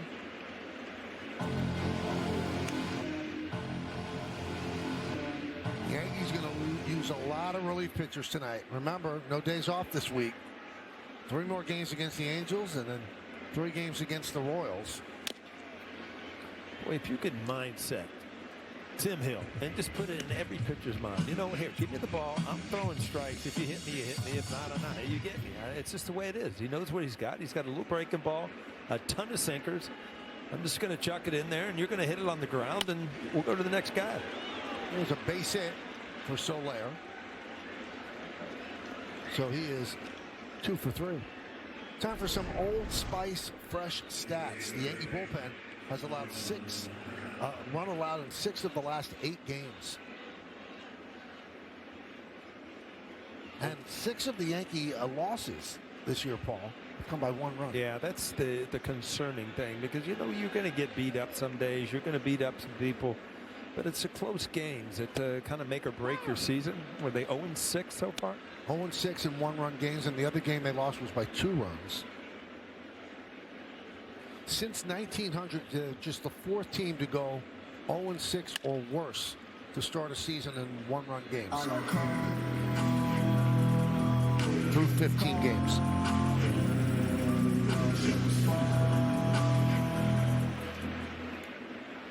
So you take out the 1-run games, they're 8-1. Line down the right field line, foul.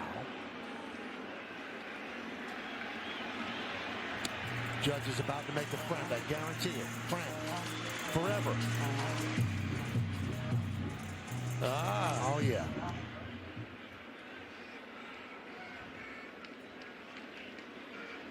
Got to be a little kid around there you can give it to, right? Everybody has to make their own decision, Paul. Ground ball. Diving stop by Caballero. Gets up, fires. Not in time. Moncada beats it out. Infield single. Wow, good job keeping the ball in the infield, but or play at second or first. You would think his only chance is to get to second base, but too good a jump. He just went on to first base and just no chance.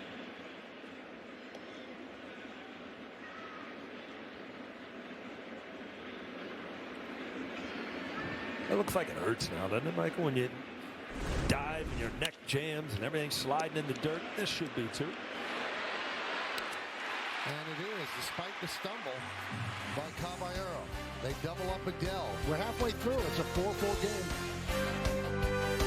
With Spring Black Friday savings.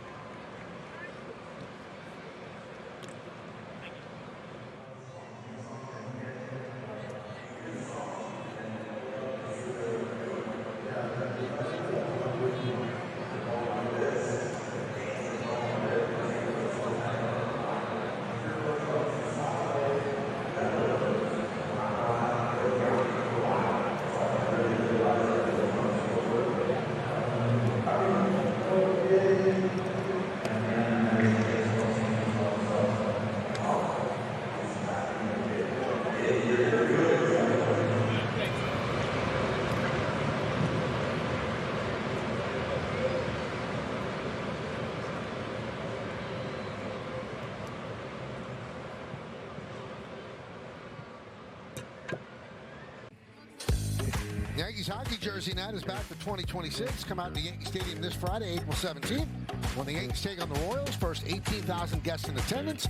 Receive a Yankees hockey jersey courtesy of StubHub. Tickets are going fast, so get yours today at Yankees.com. Stanton takes a strike. Sean Anderson. Bottom of the fifth inning, 4-4.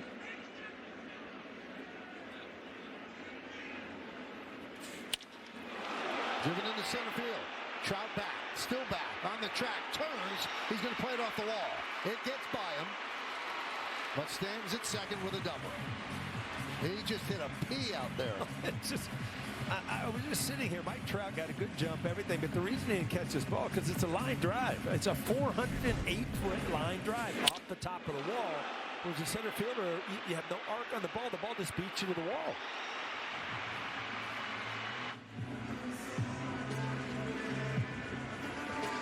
A couple of feet from a home run, but just it sounded like it was off the end of the bat a little bit.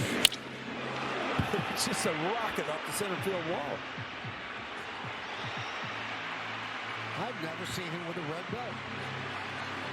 You know what? I've watched numerous games this year, and they almost stuck in the seam there. That's kind of the big fashion now in the major leagues, right? The belts. I mean, we went from shoes to belts, and it looked like this torpedo bat. He barreled it up pretty good, but it sounded like it was kind of off the end of the bat. But it was a belt. Yeah, there you go. I love how you bring past things, just you make them relevant again, right back in the conversation. Ben Rice pinch hitting now for Rosario.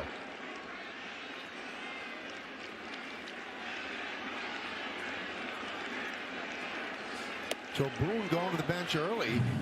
So if you keep Rice in the game, that's it for Goldschmidt. And you have to use another player to take over for Rosario at third. That'll be McMahon. So he wants to strike right here in the bottom of the fifth inning. It's kind of scratching my head the inning before when Kikuchi came out. You've got Goldschmidt leading off, right? And you got Judge on deck. Both of them just hammer lefty. So you let the lefty start the inning. He walks Goldschmidt, you Yankee. So, you know, if you're going to, you know he's only got a hitter. Well, why wouldn't you start the righty?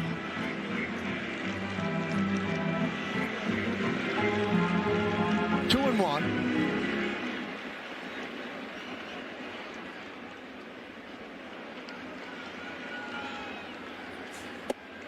Three and one on Rice.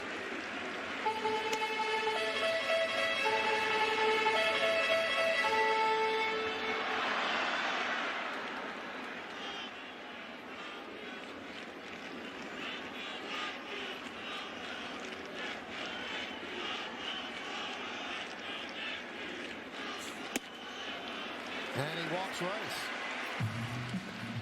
Now that was also a danger ball going to Rice there. First base is open. I'm saying he intentionally walked him, but he was very careful with it. No, absolutely. I mean, Ben Rice's numbers right now are starting to get the attention from the other teams.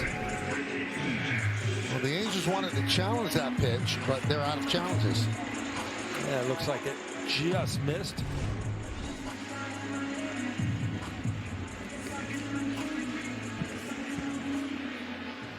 So here's Jazz Chisholm Jr. 0 for 2.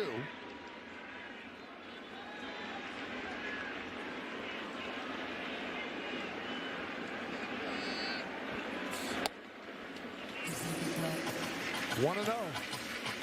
Chisholm is grounded to second and struck out.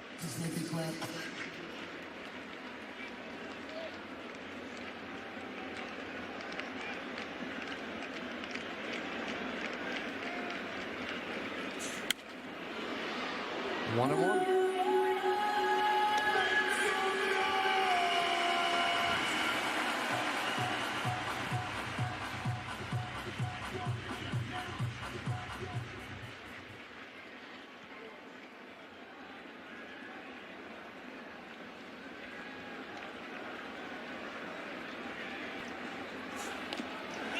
And that one gets by, but Stanton, he can't go there because it's just not fleet of foot.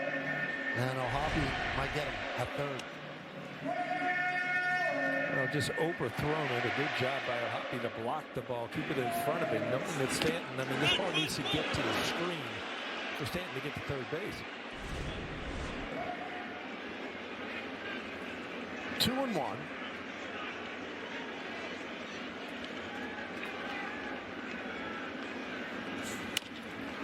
Ground ball first base. Shotwell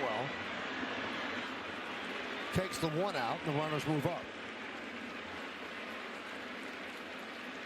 So Stanton's at third. Rice now at second.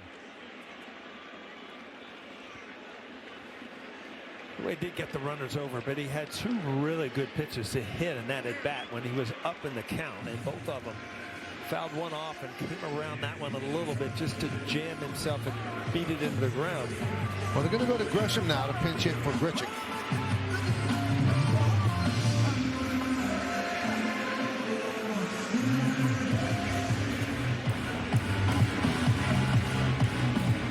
A lot of moves going on here early in the game, Michael. You're going to have weird lineups for the rest of the game for both managers to try to get matchups in the bullpen. Well, if it plays out the way we think and that man has to go in and play third, you've used 75% of your bench here in the fifth inning, so it's important that you score runs.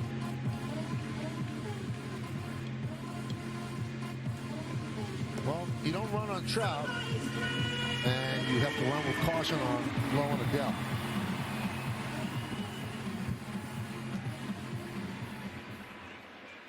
So Grisham hitting 133.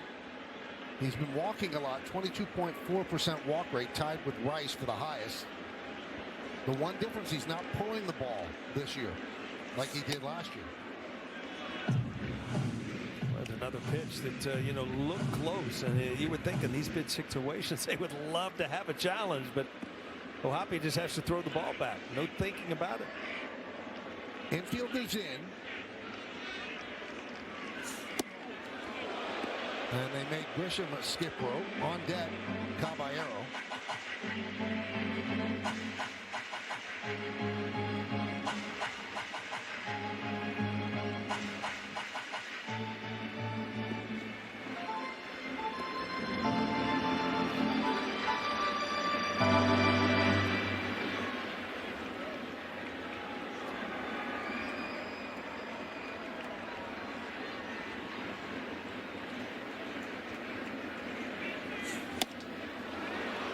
Good changeup, 2-1.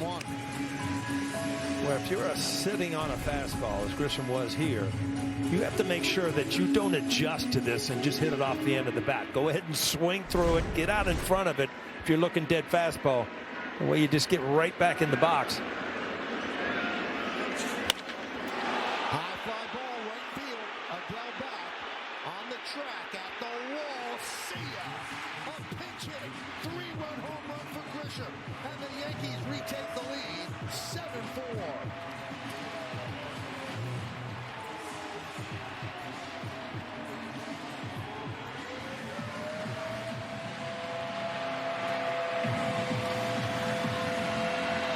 First home run of the year and a big one for the Yankees. Big 3-run homer off the bench.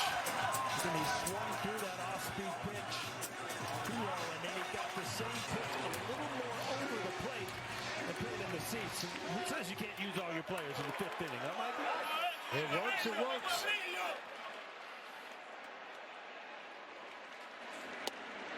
Caballero swings and misses. Well, it's a big, big home run for Grisham just to get a 1 in that column of the home runs and also give the Yankees a 3-run lead here in the bottom of the fifth. Here's what I don't get, Paul. See if you can explain it to me. They have 3 lefties in the bullpen. Yeah. Suzuki didn't have them up. Not even throwing, so that allowed Boone to unleash his lefties on the bench without worrying about a counter. He never had one of the 3 lefties up warming. Yeah, I asked James a few things. How many lefties at the board? And they do. They have 3. I don't know their budget-wise where they are, but you know, Pomeranz obviously they like to use later in the game, but Suter and Ferris, I don't know. Grounder, Neto.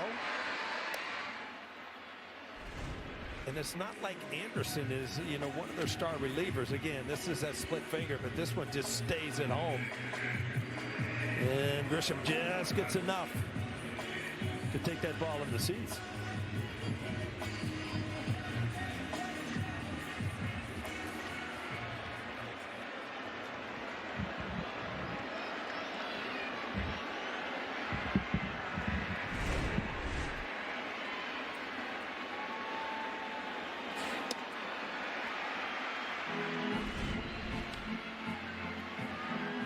Well, everything is back. Grisham is one of those guys that hits off his back foot, and if he stays through the ball as he did there, you see how the bat end extends through the strike zone, and that's where you get that carry. And Wells hooks this one foul. Stays through it. He actually goes down to get it and get through it, but does not come around it or go over it. Yeah, and when you're, I mean, this is what Jazz Chisholm is going through now, trying to get rid of that first home run. Well, Grisham doing the same thing, gets one off the bench in a big situation for the Yankees. Had 34 last year, and in game 16, he connects for his first. It's a big one.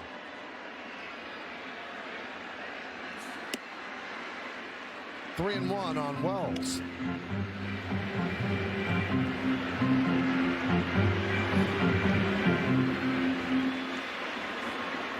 Seven runs, 6 hits for the Yankees. 4 runs, 5 hits for the Angels. Popped up, right side. Coming in is Adele, and puts it away. Well, the Yankees go to their bench. Rice pinch hit walk, and then Grisham pinch hit for Pritchett. And he pulls the ball. He hasn't been doing it all year, but he gets it for a home run, a 3-run shot.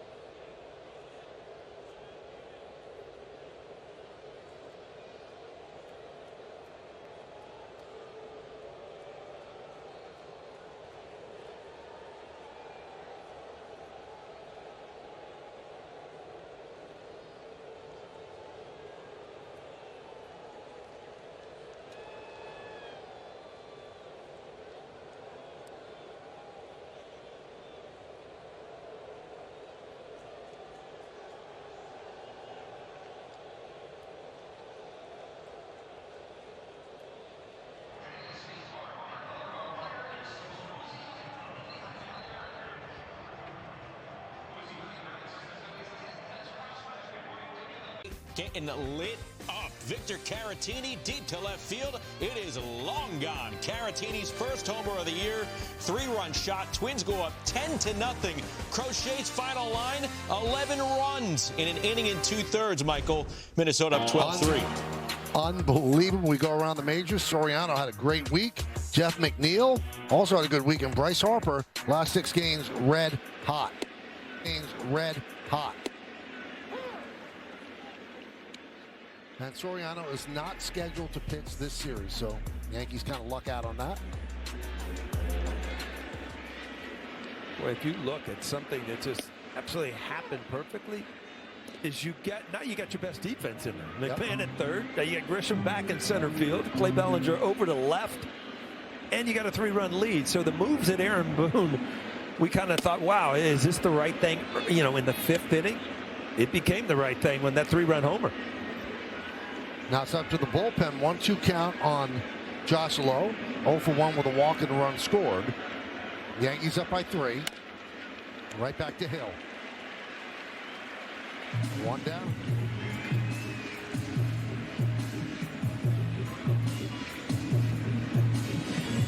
Hill ought to be pretty good at that underhand to first base. Have you ever seen another pitcher have that many little ground balls back to him with the underhand over to first base? I mean, that's what he does. He really, you look at him and he's fearless on the mound. Here, hit it. And, you know, the way the ball moves, the release angle, he's going to get a lot of ground balls. What a weapon for them. He takes the ball, he throws strikes. I mean, he'll take the ball in a blowout, he'll take the ball in a close game. It just doesn't matter.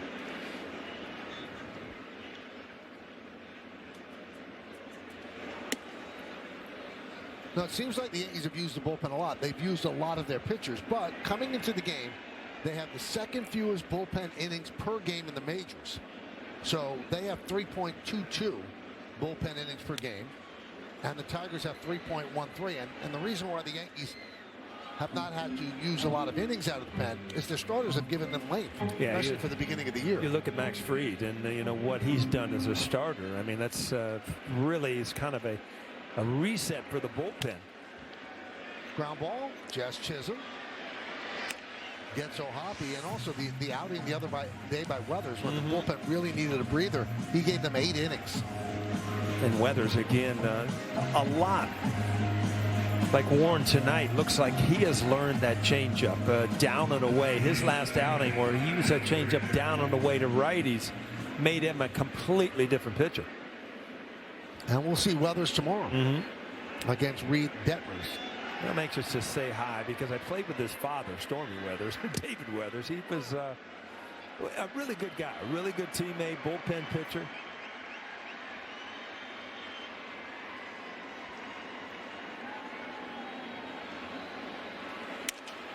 That one is looped and past Caballero, kind of ate him up. So a base hit for Frazier. You know, this ball, it was a jam shot. Probably had some weird spin on it, but you almost wonder if he would have been better off just diving to catch it on the fly, because as soon as it hit, it kind of went backwards, because you see the spin on the baseball. See, he reached for it and it kind of came back the other way. And that's all from the weird spin of being jammed. Boone going to the bullpen. He'll bring on Bird to face Neto.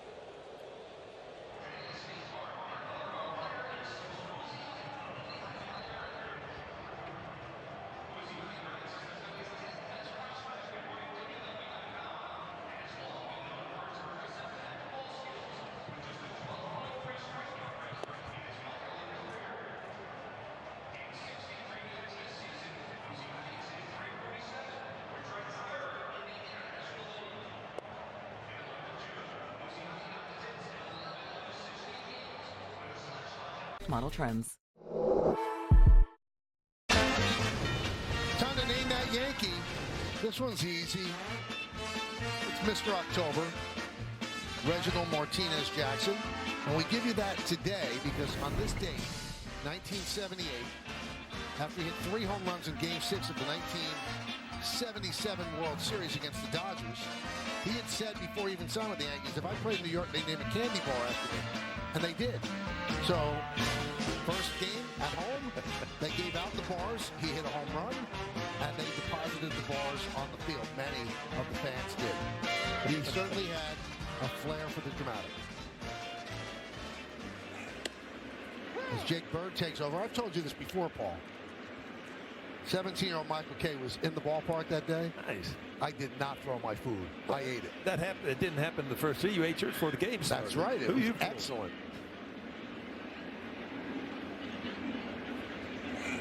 You weren't tricking anybody. That was you with the trash can, picking them up down on the field. I could have. I would have. I mean, you can't get better advertisement than that. No, that's awesome.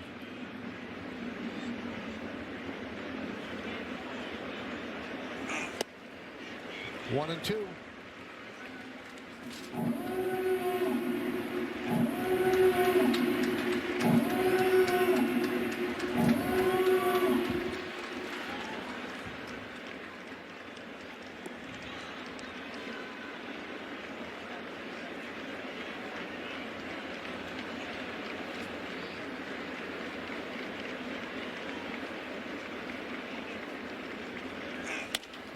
Lined into center field. It's a base hit.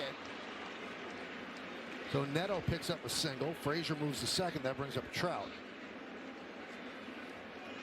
Well, you see or games where, you know, pitching just dominates. And if you look at this game, it's just the hitters are dominating. They're just putting together great at-bats. Both sides just battling against each other's bullpens at this point.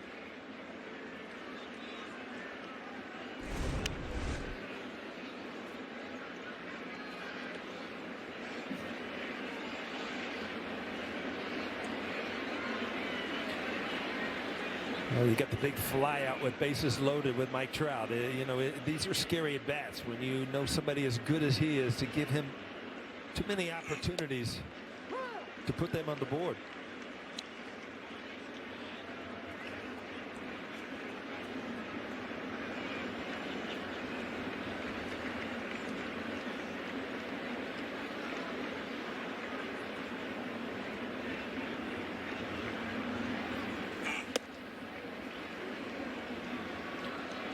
Well, we got a challenge left, Michael. The catcher's Johnson pitch.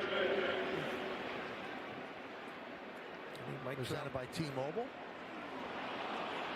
The call is correct. The Yankees have 1 challenge remaining. Wow. I knew it had played. I didn't know if it got quite down to the strike zone.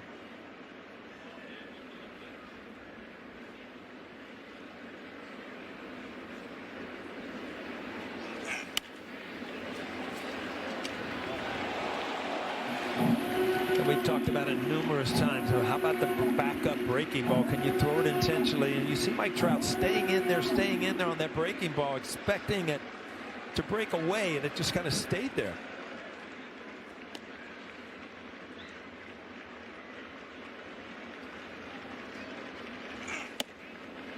Two and two.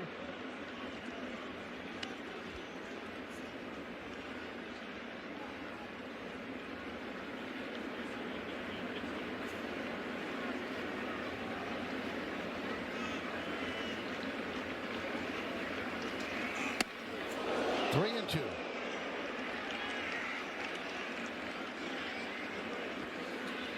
Well, the breaking ball, the cutter, everything kind of overthrowing and having to actually back up instead of going away from Mike Trout.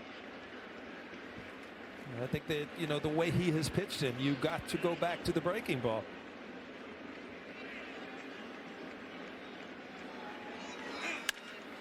Drill deep to left field.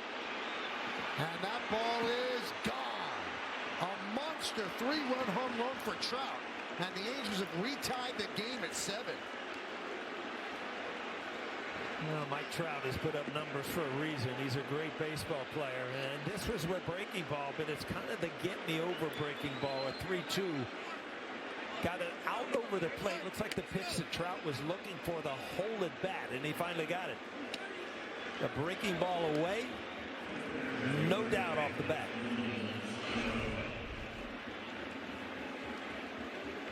See, this ball has just a little bite, enough just to get to the barrel with his bat.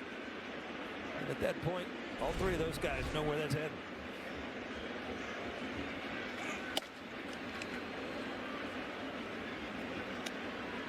Well, the tail of the tape is now updated. Judge has a home run to go to 373. Trout has a home run to go to 407. They both have 3 MVPs of the Rookie of the Year. And remarkably similar WARs.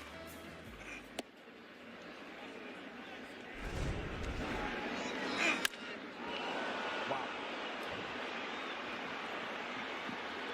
Compact, strong. We've seen it for years. Mike Trout.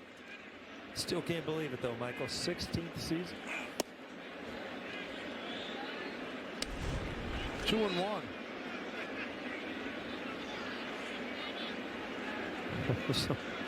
Well, there already showed early in the broadcast. He'll throw him down with you. Don't act like you're going to fight. Fly ball. Grisham puts it away. So 2 of the best players in baseball in this generation featured in this game. Trout with a 3-run home run earlier. Judge hit one himself.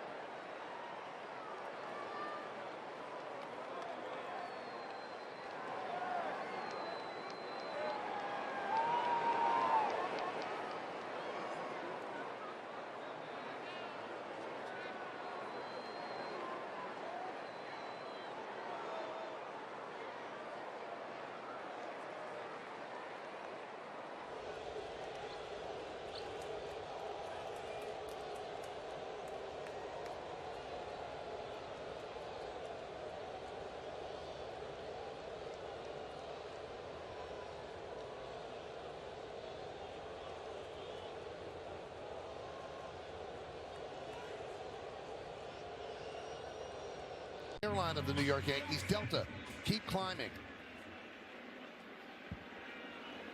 Montefiore Einstein scoreboard. We go to the bottom of the 6th, 7-7.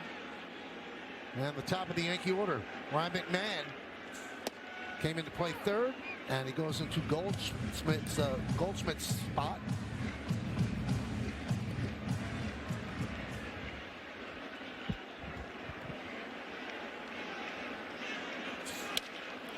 Ground ball, first base, Sean O'Well.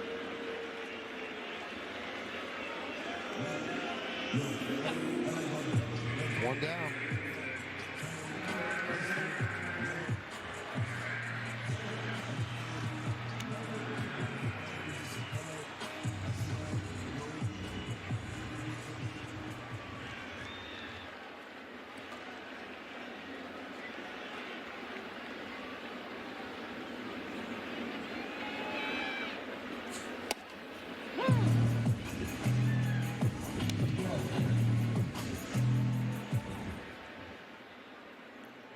Angels bullpen are up, but he is really stuck with Anderson. He went to him in the bullpen. That's the 2nd time that he's been up and in to Aaron Judge. Last time, Judge stared at him and then ended up striking out. I think he's getting a little chapped. Enough. I mean, if you're that comfortable throwing up and in, you're not that good to miss me every time. And sooner or later, you're going to clip me, and I'm not going to be real happy about it.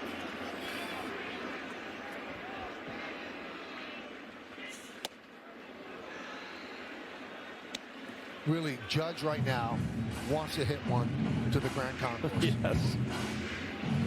So he's trying to go the other way, then, you're telling me. Over the right field. That would be the pavilion. concourse, yep. Oh, go that way. Deep to left. See ya. There's your answer. Boy, he must feel pretty good with that. Mike Trout. I mean, you saw a little extra time at home plate, and that just goes to show you that he got his attention from coming up and in twice. Aaron Judge, I mean, as a hitter, you cannot ask for anything better to be checked at a pitcher and then waffle one into the seats.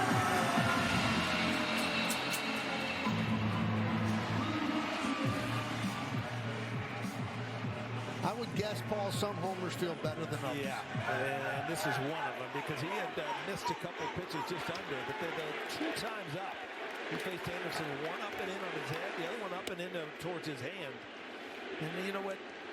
Their purpose pitches to get him off of this slider away didn't work because that's what he got. That's what he ended up hitting into the seats.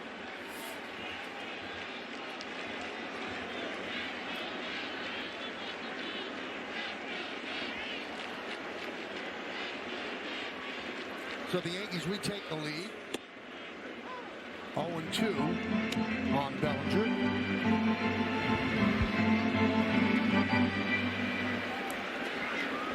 Well, a lot of times what we talk about in the pregame does not come into play, but it certainly has tonight with Mike Trout and Aaron Judge both having huge games. Trout told Jack Curry today how much he respected Judge and enjoyed sharing the field with him. 2nd time they've hit home runs in the same game. 24th game they've played. And that's a grounder to first, 2 down. The split finger, it just kind of sits there. Then watch, Aaron Judge is usually off to the races, puts his head down, not here. I'm going to stand and watch this one a little bit, just to let you know you got my attention.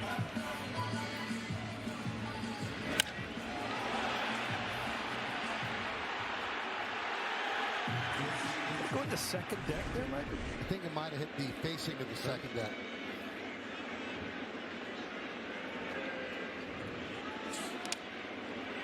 So he didn't go concourse. He headed toward 164th Street. Took a little quick look at the pitcher. That flip, you just don't see it from Aaron Judge very often, but every once in a while, that pitcher irritates you enough to do it. Wow. That was some cut by Stanton.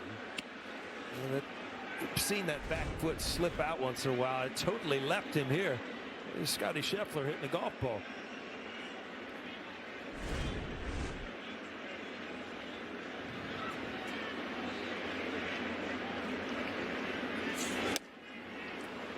1-2.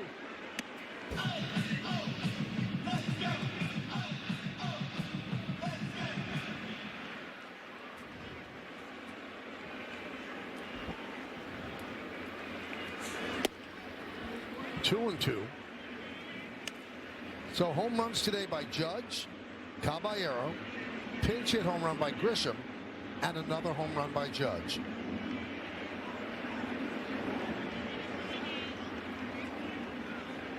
Two.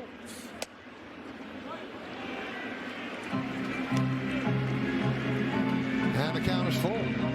There's been some close pitches since they've lost their challenges. There's another one right there that is questionable. Close.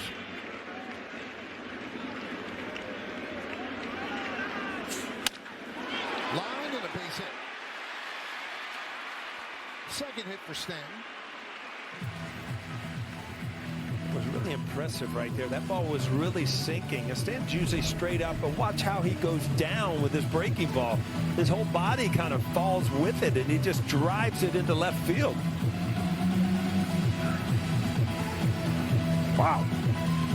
A lot of power in that swing there, Michael.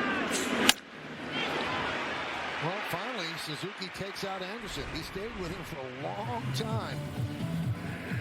And the Yankees lead 8-2 as they go to the pen.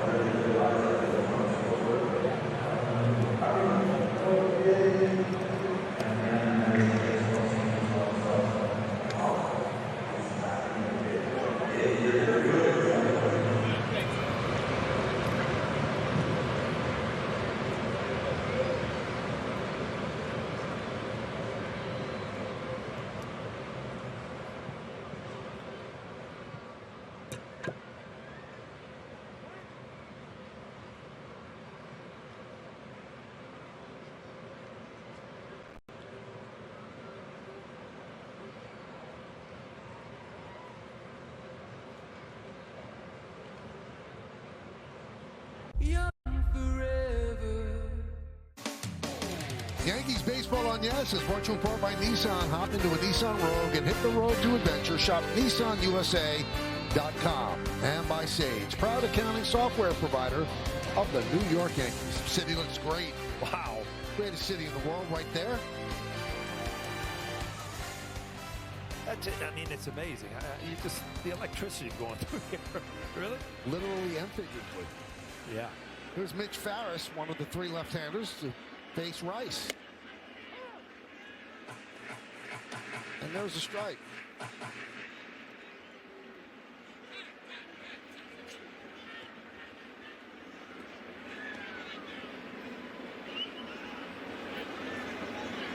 Something loose behind the plate.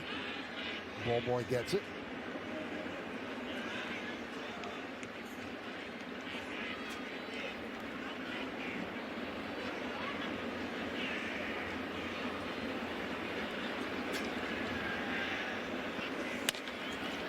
Grounded foul.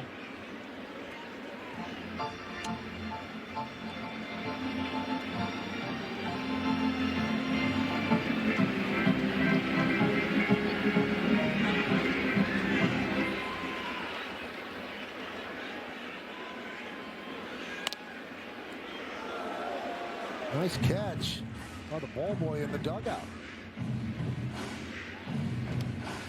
You know, they have the fences up in the dugout, but Craig Albornoz, the manager of the Orioles, got hit and had to be carried out of the dugout today.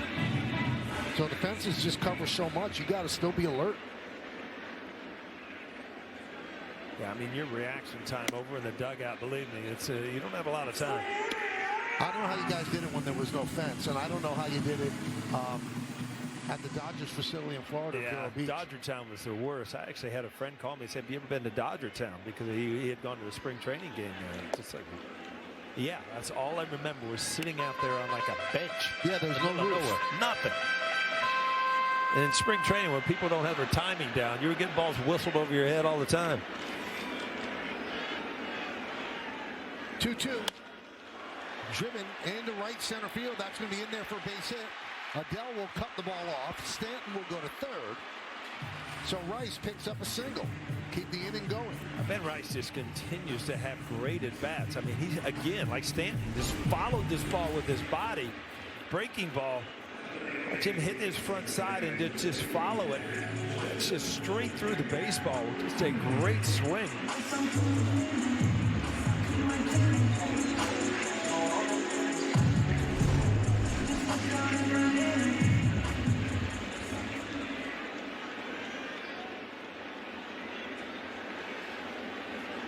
Again, the way this game is going, I mean, every run you can put on the board is important. Like, neither offense wants to give up. Well, Grisham came off the bench, got off the schneid home run wise, and you know that Chisholm wants to as well. He was talking 50-50 in spring training. Well, to get to 50, you have to start with one. And he has not hit that one yet.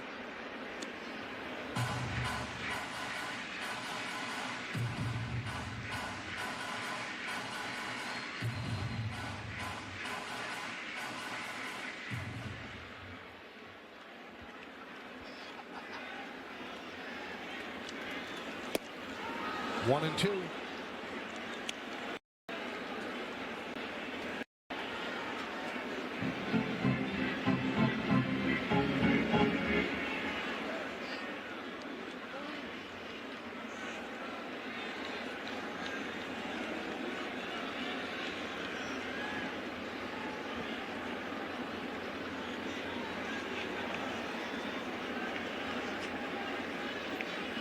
Swing and a miss. Chisholm down on strikes, hearing some boos from the crowd. But Aaron Judge not. Had a home run in the ninth inning yesterday. In the first inning, he connects a long two-run shot. Then, number two, after he got buzzed up and in, he goes deep and out. Yankees lead 8-7.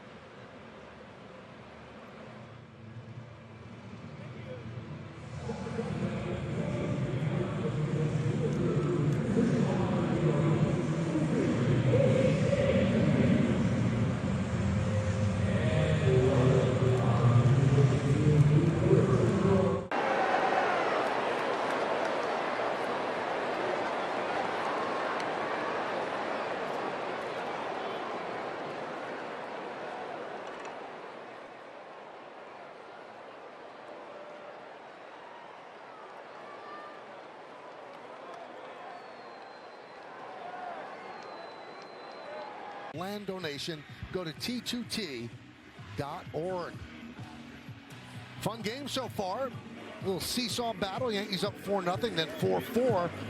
The Angels tie it. Yankees go up 7-4, and then the Angels tie at 7-7. And then Judge's second home run of the game, and the Yankees are up by 1, 8-7 as we move to the 7th inning. Jorge Soler will lead off against Jake Bird. Bird came on and gave up the 3-run home run to Trout. That tied it at 7.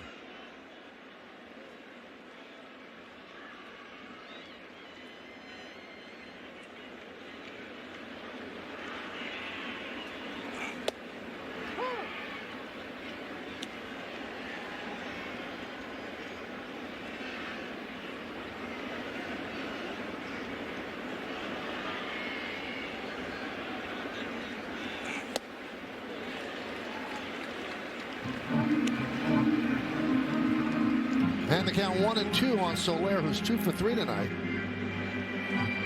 The home run that Trout hit, the first home run off the Yankee bullpen this year. And down goes Soler as he strikes out. Yankee bullpen came into tonight's game with the 6th best ERA in baseball, 2.98. Again, this is supposed to be a cutter that kind of goes away, and you see it kind of rides up and in. He has done this numerous times, and then finally got one away to Mike Trout, who ended up with the seats.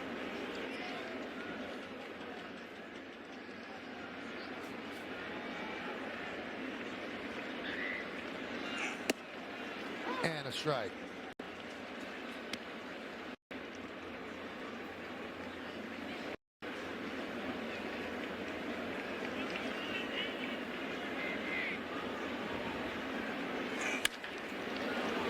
Lined into right field. Judge will field it on a hop. As Moncada with a 1-out single. His second hit. 18 hits between the two teams. I mean, it has been an offensive night. You got home runs, you've got base hits, you've got graded bats.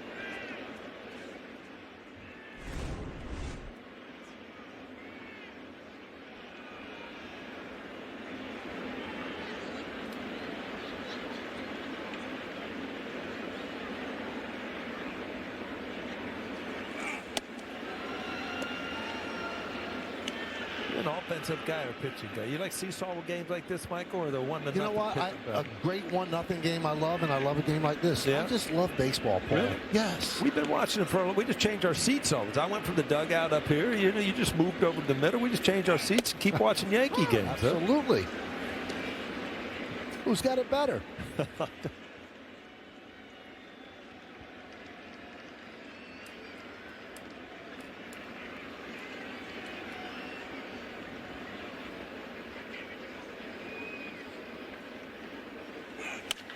Hit sharply, and that's a fair ball. Kicks off the sidewall.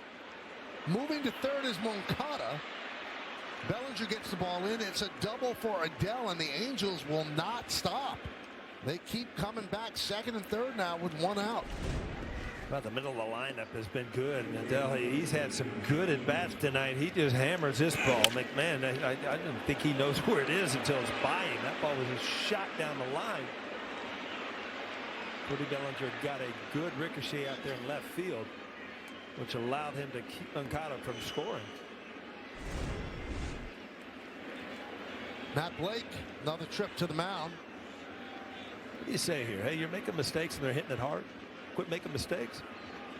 That's what Art Fowler would say. Camilo Doval getting up as the Yankees trying to piece it together after a short outing by Warren.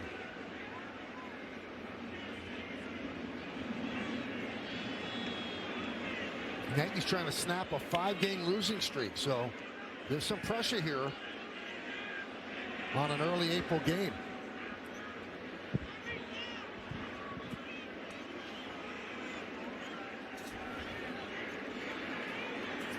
Yeah, with a 1-run lead, there's no reason to bring people in, and you know, you have a base hit, you're losing the lead. So this is a tough spot for Bird. Gonna have to make really good pitches.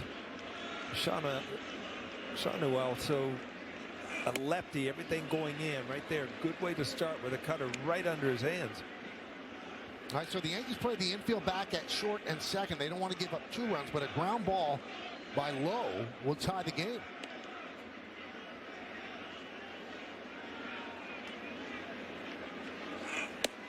And quickly 0-2 on Josh Lowe.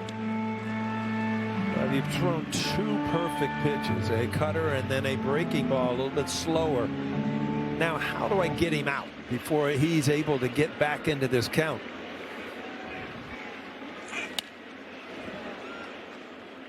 And this is what has happened a lot to the Yankee pitchers. They've got ahead, and some of the Angels in big at bats. The Angel hitters have been able to spoil a lot of pitches until they make a mistake.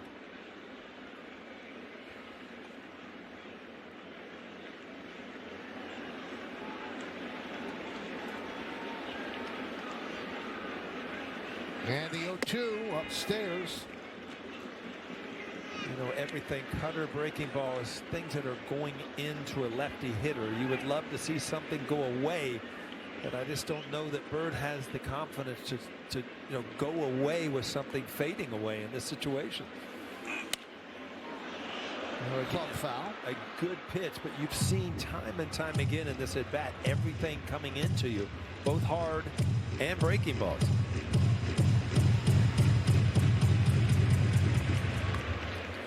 Moncada at third, Adele at second, one man out in the seventh. Yankees up by 1.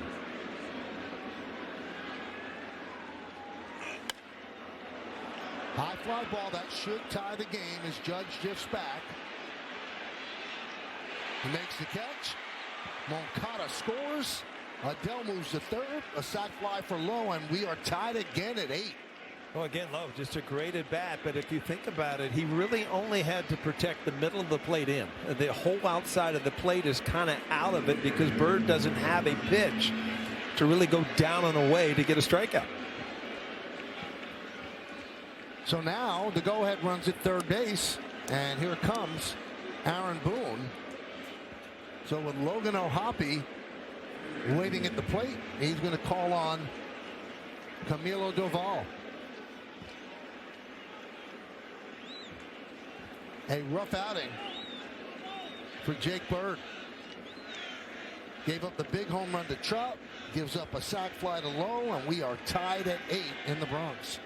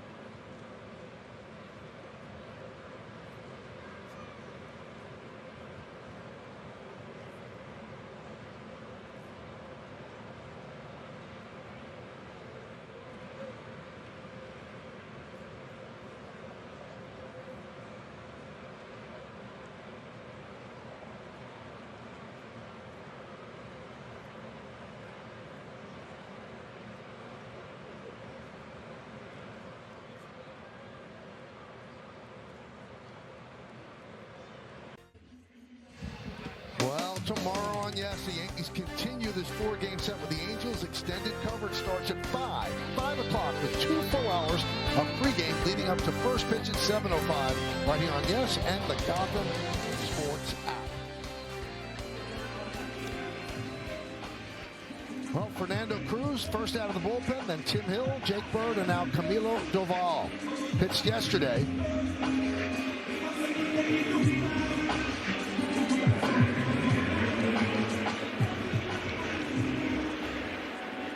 O'Hoppe drove in a run in the 4-run fourth inning when the Angels sent 10 runners to the plate. So Adele's at third with the go-ahead run. 8-8 game. The Angels have 10 hits. The Yankees have 9. And there's a strike at 99 miles an hour. Chase Silseth, a right-hander warming for the Angels in their pen.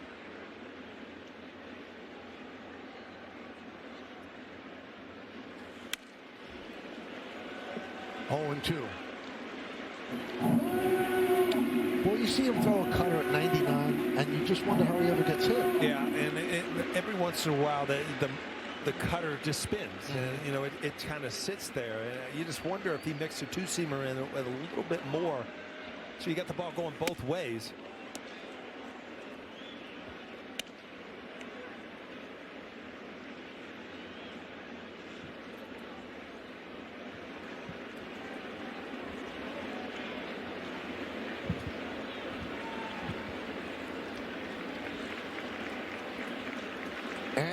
2.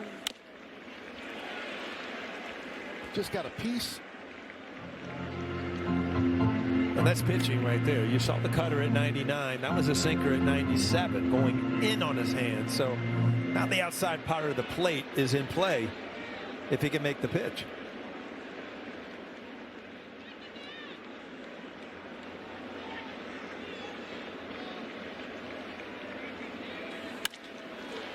High fly ball right field. Judge will put it away, and that'll do it. But the Angels tie the score, 1 run, 2 hits, and a runner left at third. At the end of 6.5, it's time for the 7th inning stretch. Yankees and the Angels tied at 8, but we'll stay right here as we honor America in the Bronx. Ladies and gentlemen, will you rise, remove your caps, and please direct your attention to the area behind home plate as the New York Yankees welcome an honored military guest. United States Army Corporal Brett Farragut from Baldwinsville, New York, who served in Operation Desert Storm. The Yankees say thank you, Brett, for your sacrifice and for your service to our nation.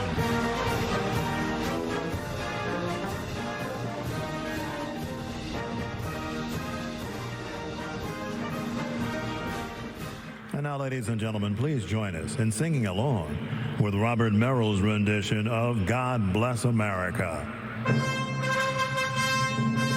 God bless America, land that I love. Stand beside her and guide her through the night with the light from above. From the mountains to the prairies, to the ocean, right before. God bless America, my home, sweet home. God bless America, my home, sweet home.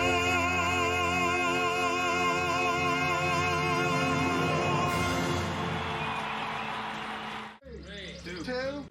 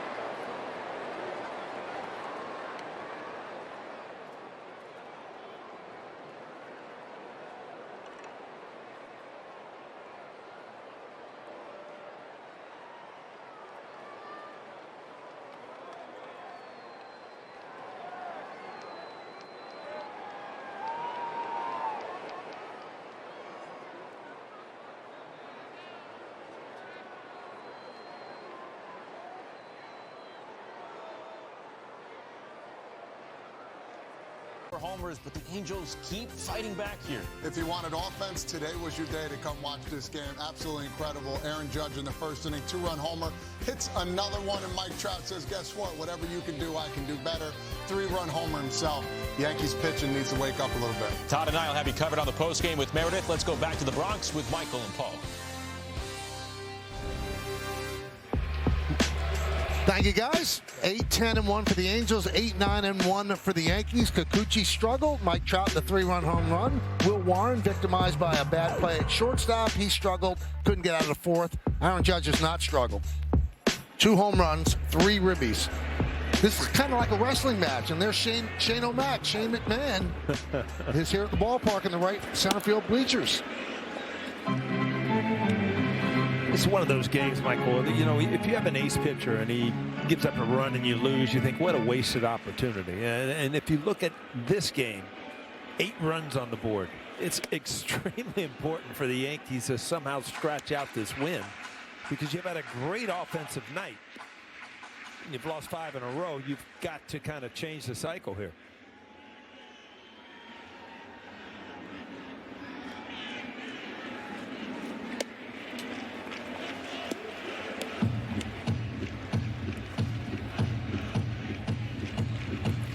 So Grisham came off the bench, a pinch hit, 3-run home run in the 5th inning. A big blow for him and obviously for the Yanks.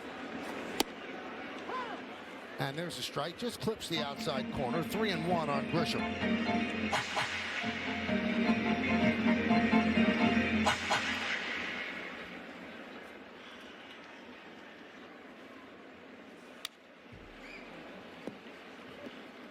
Take a look at the pitching decisions presented by Sage, Paul. Well, you've always heard the old saying, if you make that pitch, well, you better throw it again, and you throw it better. Well, he did. He hung the second one. Hung it all the way out in the second row for a huge 3-run homer for Trent Grisham.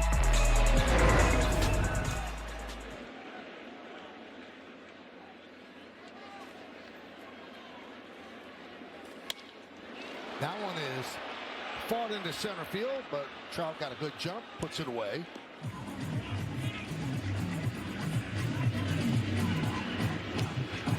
Grisham has had some aggressive swings tonight, and that's a good sign. You know, with coming off the bench, a lot of times you don't think and prepare like you do when you're starting, and to walk up as a pinch hit and then, you know, get your first home run, and then all of a sudden you're up again.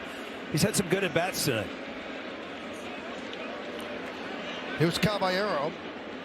2-run home run in the 2nd inning, 1 for 3, and he takes a strike from Mitch Farris.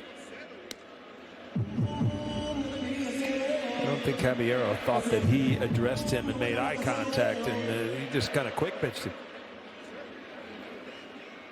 I think he had the same conversation with an umpire in Tampa as well.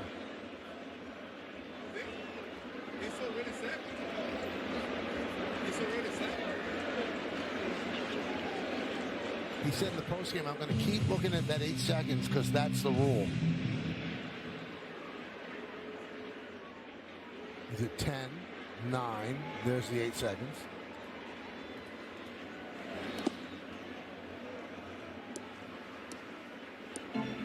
One and 1. Paul, we waited for you to get to the booth to have one of these games. You know what, Michael? My first game of the year. It's like opening day. You know, I'm excited to be here. It's not snowing. It's beautiful out. 1 and 2. You know, I was just thinking, though, if you're watching this game and you hear the stories of the old days, you know, I saw a game with DiMaggio and, you know, Ted Williams. They both played, you know, and all of a sudden we're watching this today with different names. You're watching Mike Trout and Aaron Judge, and both of them have hit home runs. So, you know, what a cool night. And they're both going to the Hall of Fame. In fact, 2 other people on the field probably going to the Hall of Fame, Stanton and Goldschmidt. And as we mentioned earlier, there's a lot of MVPs here, too.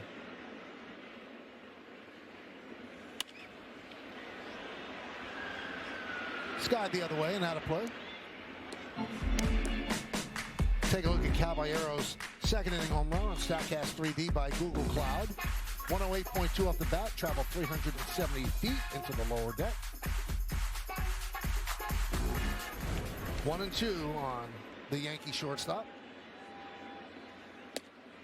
You know, I was just looking at the graphics here, Michael, because I know how accurate they are, right? I just wanted to know if they've been updated, because the clock is no longer here.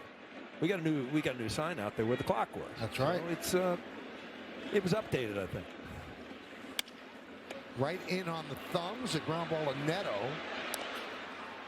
And he gets Caballero for out number 2.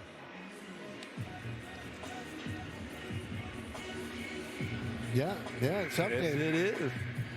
We're talking about the sign there on Yankee Stadium, just to the left of it. Benjamin Moore, in case you want to paint your house. But in the old days, it used to be a clock. Michael and I, you know, I've looked up there about 104 times. I know it's not going to change, but I don't know what time it is. Well, remember there's the clock there. You can find one. Where's that thing? See, they just threw a graphic up there. We got right there, right there, right there. All right, I see. Well, what's the old saying? There's no clock in baseball, right? Yeah. Well, literally now there's no clock, except for that one. That's when you're playing. There's a clock when you're up here, and there's a clock if you're in the stands with a 12-year-old who's got school tomorrow, right? Well, maybe Benjamin Moore will decide to paint the clock there. That's right. Did you say, Audrey, time to paint your house? Huh? We'll write the script for him. Yeah. Ground ball and through for base hit for Austin Wells. Well, against the lefty, Austin Wells finds a hole on the right side. Both offenses, every single guy goes up there. You see him around the ball. Not a lot of break on this breaking ball. He's able to put it in play and find a hole. Yankees 10th hit of the night. Each team with 8 runs, each team with 10 hits. Here's Ryan McMahon against the lefty.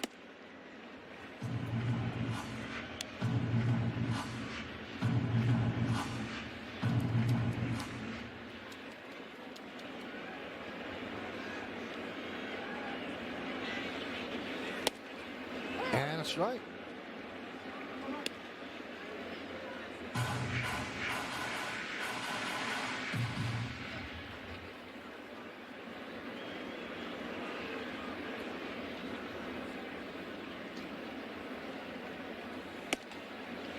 Two and one. We're in the bottom of the 7th inning. 8-8 game. First game of a 4-game series. And first game of a 7-game homestand for the Yankees.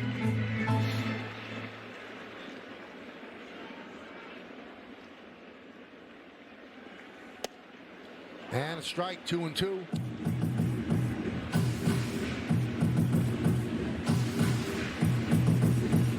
Yankees have 1 challenge remaining. The Angels do not have a challenge.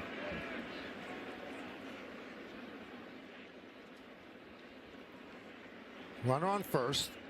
Wells leads. Fouled away.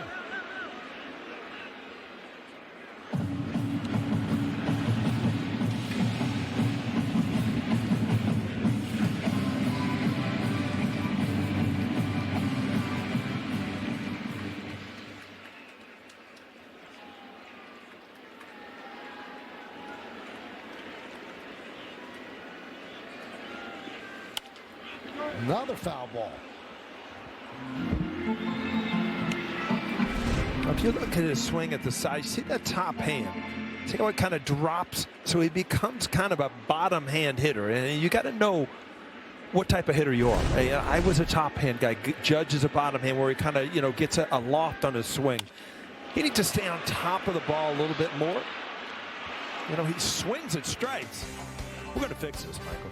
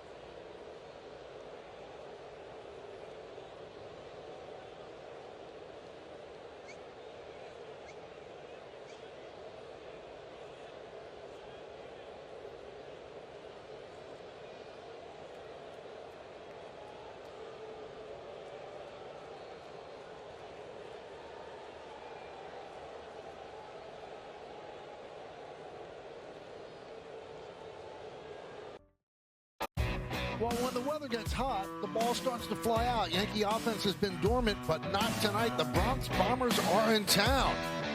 And Mike Trout, he joins in the party. But nobody throws a party like Aaron Judge. 2 home runs to the Yankee captain. 3 in 2 games. A lot of offense as these two teams are tied at 8 as we go to the 8th. Hyundai scoreboard, identical lines. And Adam Frazier will start it off against Camilo Doval.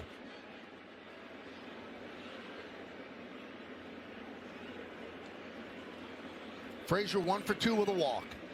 He doubled in the 6th inning. We start the 8th.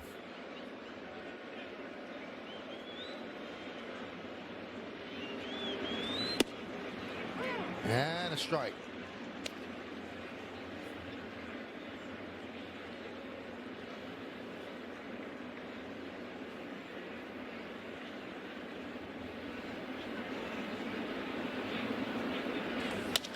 Line drive and past McMahon in the left field. He slices it and got it past the Yankee third baseman. Leadoff single.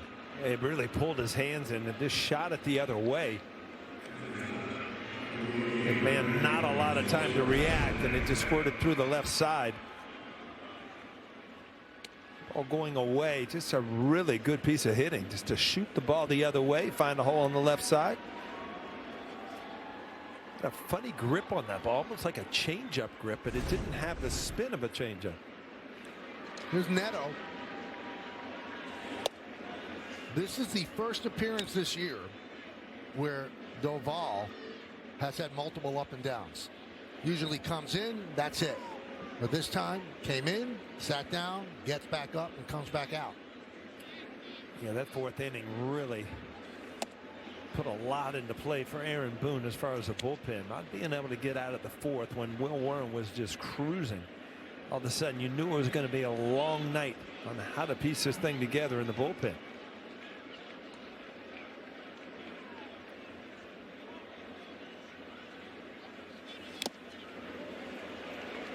Two and one. Neto walked with the bases loaded, drove in a run. In the 6th inning, he singled ahead of Trout, and then Trout hit the 3-run home run. Blackburn and Bednar.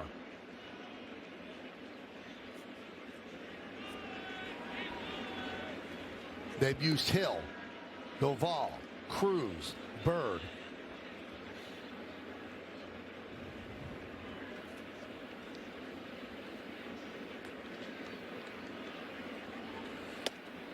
Nice pitch. 2-2. Monday must be offensive today, Michael. Look at the out-of-town scores that were just up there. It's been 16 runs scored, 10 runs, 9 runs. I mean, almost everybody's in double figures tonight.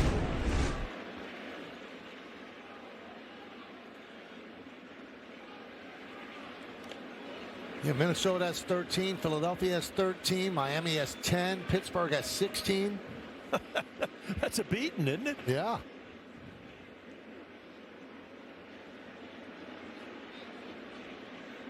Mets are getting shut out. Oh, they haven't started yet. Sorry. Well, there's one out top of the 1st. They started. All right. That's how long this game's going. The game on the West Coast started. I forgot about that. That's not a good sign.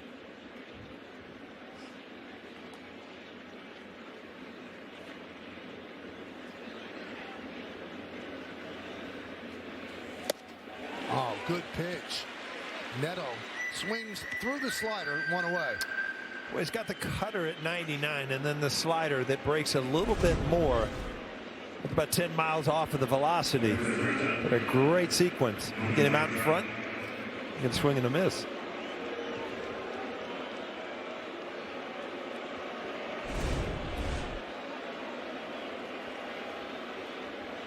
Here's Mike Trout. And he takes a strike. Long home run for Trout last time up, a 3-run blast. Reached on an E6 that started the 4-run 4th inning. Also came around to score. So 1 for 3.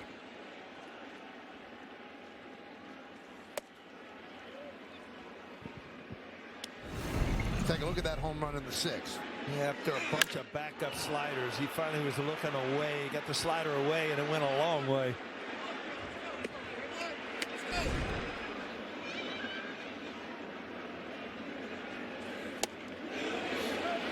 He does not hold up. 1-2.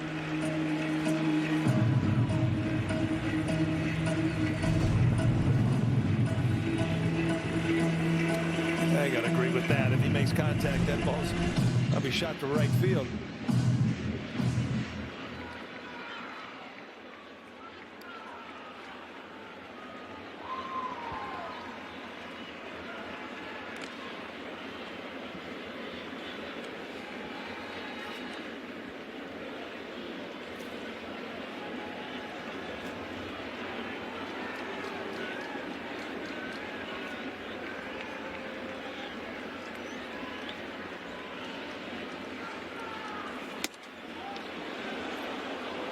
Misses 99. 2-2.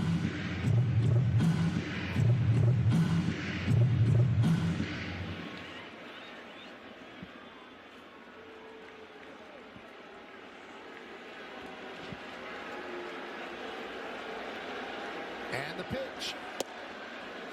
3-2 on Trout.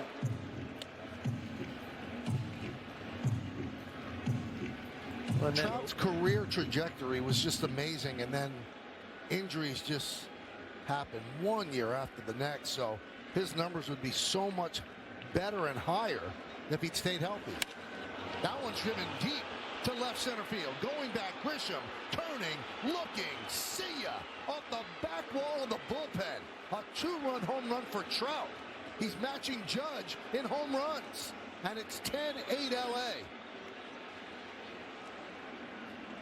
With these long counts, you see Mike Trout just seems to sit on pitches, and if he gets it late in the count where he's seen it before, this ball hit the back of the bullpen wall. I mean, this is just a bomb.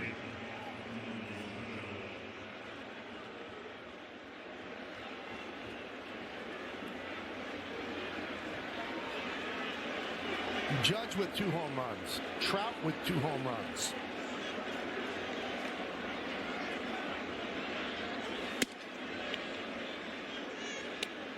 Shonowell takes a ball. Crowd kind of hushed after that long home run by Trout.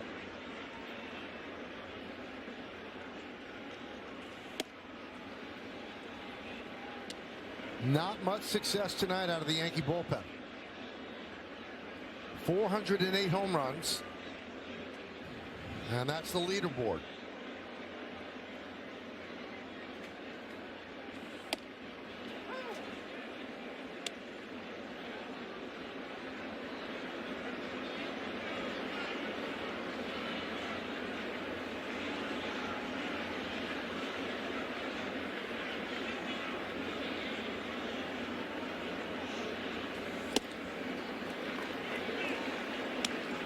And the count 2-2.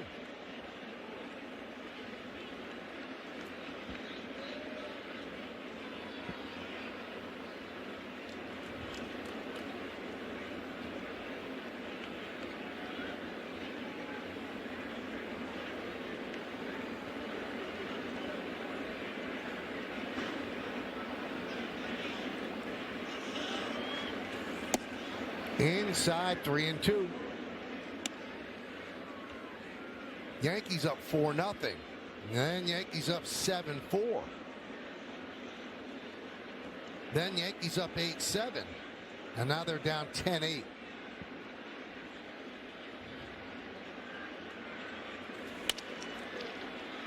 Caballero gets a nice hop. 2 away. Well, a spinner that just stayed down. And Mike Trout again looks like he's looking for the breaking ball away in both of those at bats. Aaron Judge knows it. As soon as the sound, the Angels knew it. So did Doval. Here is Jorge Soler. Right side. Rice will put it away. for the final out. Judge and Trout, two Hall of Famers putting on a show. A big-time show. Something to watch. Spring Black.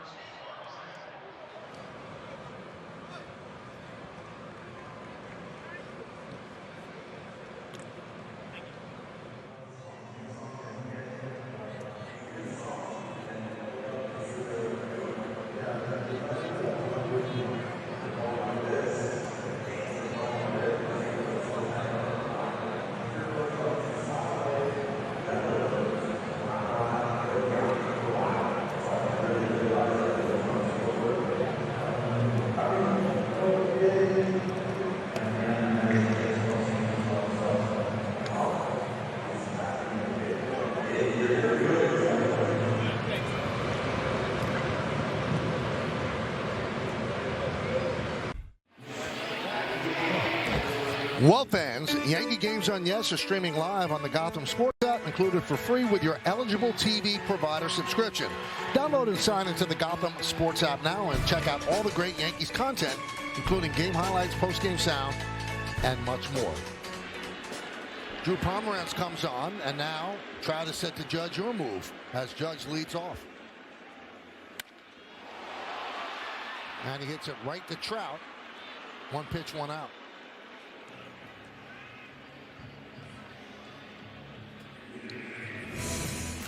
Well, we started with the tail of the tape. They both have 3 MVPs. They both won the Rookie of the Year. Trout's home run total now for his career 408. Judge is 374.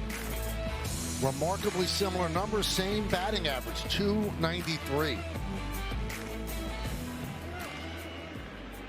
And if 293, Paul, does not seem that impressive, and I know it does to you, so from the time that they've become major leaguers, the average major league batting average is 250. Bellinger rips one to right field. It's a base hit. Yeah, I would think early 2000s, late 90s is probably 265, somewhere around there, 260 something. Well, since they came up, it's 250. Yeah. Yep.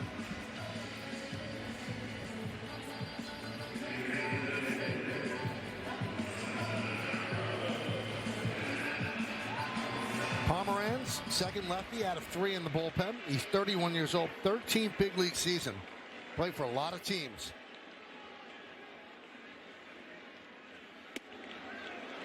And the pitch is high to Stanton. Had a really good year last year. This year is kind of struggling. He's given up almost as many runs so far that he did all last year.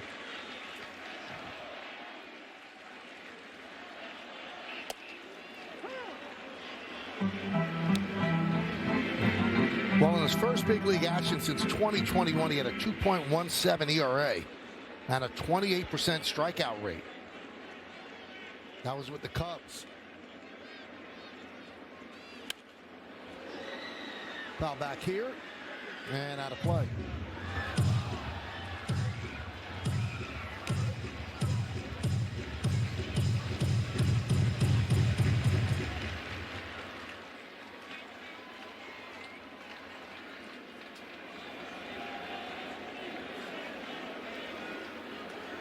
Pomeranz deals.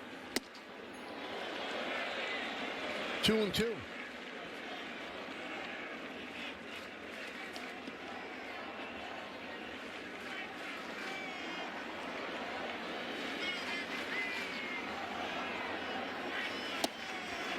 And down goes Stanton.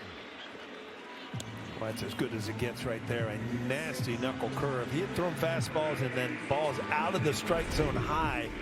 He comes back with this knuckle curve just down and in with nasty movement.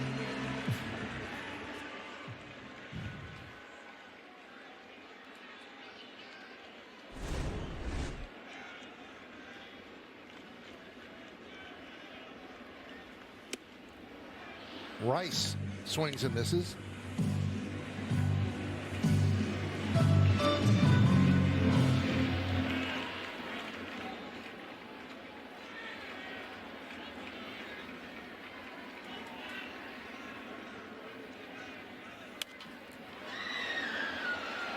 Popped up.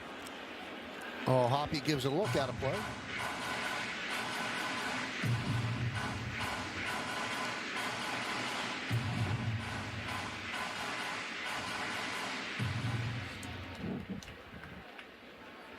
Angels 10, Yankees 8, the first game of a 4-game set.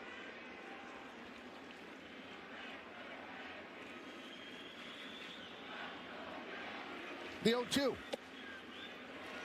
Rice pinch hit in the 5th inning, worked a walk, then had a single in the 6th. Goldschmidt had started at first, and Goldschmidt in his time had a double and 2 at-bats and a walk.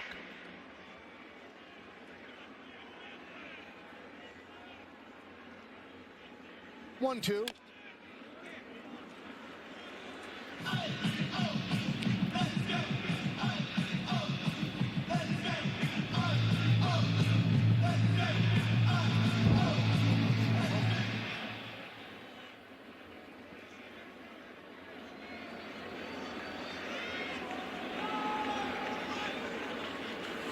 Swing and a miss, got him. An impressive inning for Drew Pomerantz. Yankees strand 1, we go to the 9th. Angels are up by 2. Oh my cheese. The Applebee's open.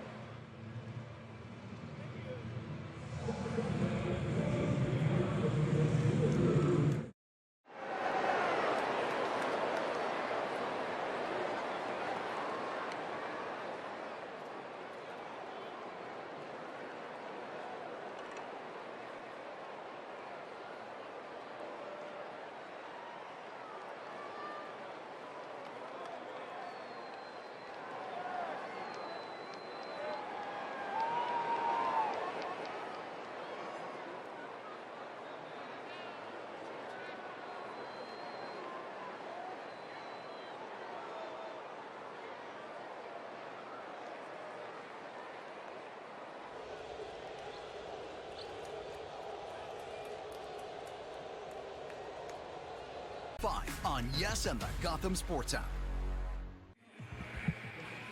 Well, fans, stay tuned. After the final out for tonight's WB Mason Yankees postgame is Justin Shackle and Todd Frazier will have highlights and analysis. Meredith Marakovitz gets player interviews in the clubhouse, and we'll hear from Aaron Boone on the manager's report. It's all coming up next on Yes and the Gotham Sports app. Well, soccer going on. But more scoring here in the ballpark, 10-8. Angels lead as we go to the 9th. New Yankee pitcher is Paul Blackburn. And Moncada swings at the first pitch and lofts it to shallow center. Grisham calls off Caballero. 1 down. Last pitched on Thursday here at the stadium.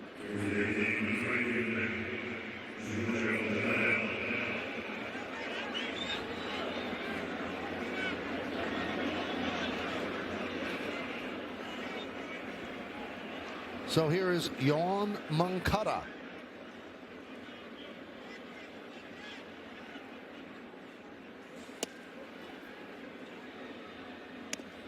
Oh, I said Moncada. I'm sorry. It's Joe Adell. They're all hitting, Michael. They're all starting to run together. I didn't write down the last out in the 8th. Is that it? Kind of messed you up? Yep. Like forgetting to throw an answer on the test, huh? And you didn't quite get an A? And then your number on the SAT goes way down. I didn't work. You can't go down much more than 0. That's where I started, right?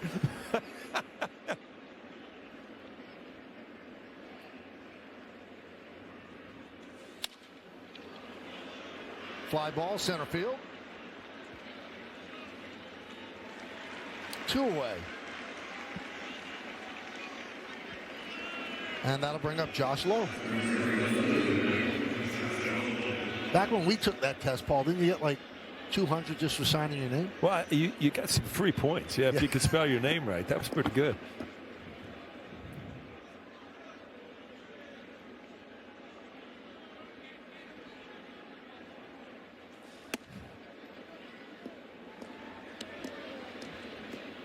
Locked in, I love it.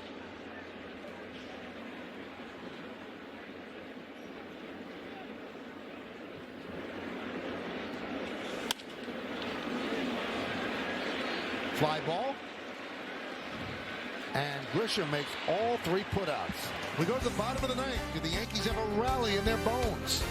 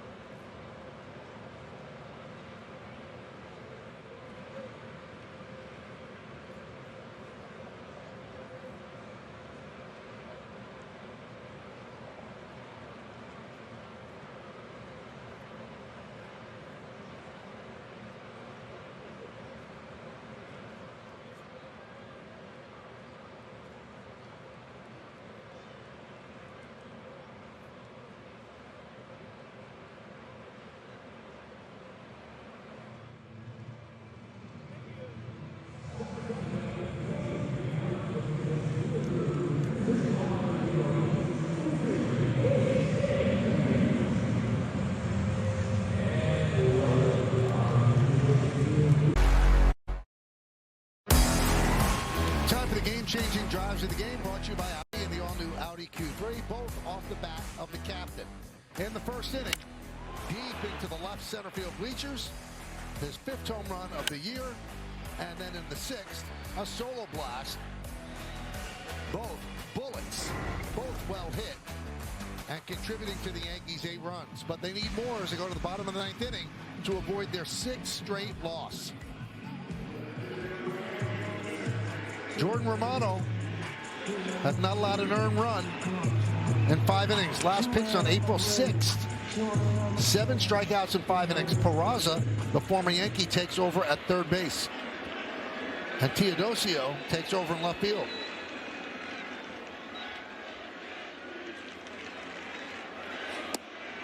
And Romano deals low and outside to Jazz Chisholm.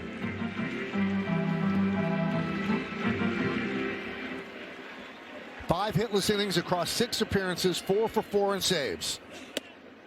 And a strike. Signed a 1-year, $2 million deal with the Angels in December. And it's a big reclamation project for the pitching coach, Mike Maddox. Last year was a wreck for Romano with the Phillies. Ground ball and through for a base hit. And just like that, the Yankees bring the tying run to the plate here in the bottom of the 9th. Yeah, you're looking to get some things going here. You got to get that leadoff hitter on. Jazz kind of just shortened his swing up, found a hole on the right side. First fastball he saw in the count and was able to turn on it.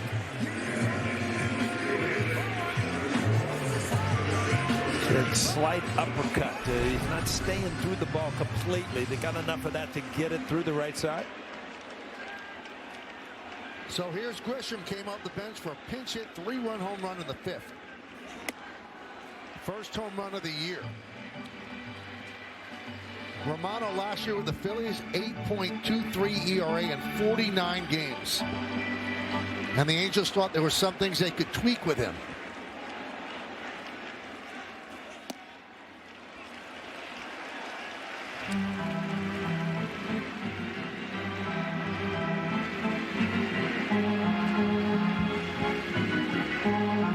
And that's what he did from 22 and 23, and then last year. 2-0. 3-0 on Grisham.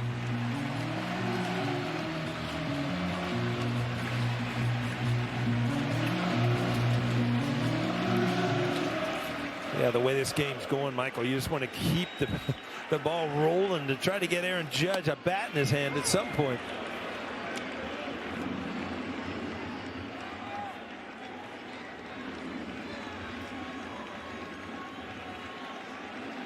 Three-1 count on Grisham. Think about it. It's a long layoff. It's been a week since Romano's pitched. Uh-oh. Fly ball, deep right. Going back, Adele on the track at the wall. See ya. He's tied the game. His second home run of the game. A 2-run shot. We are knotted at 10.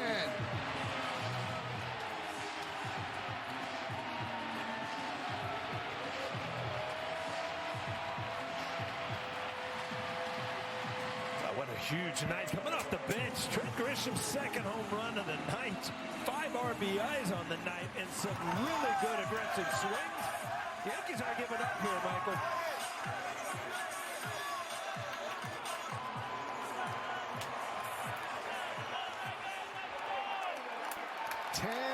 Ten. Here's Caballero.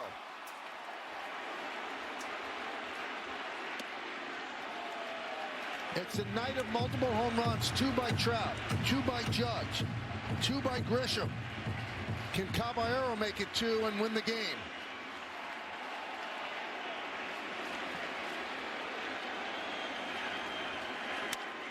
Grounded. Fair inside third. Kicks off the sidewall. Caballero turns. He'll go for 2. The throw, not in time. It's a double. The winning run's in scoring position.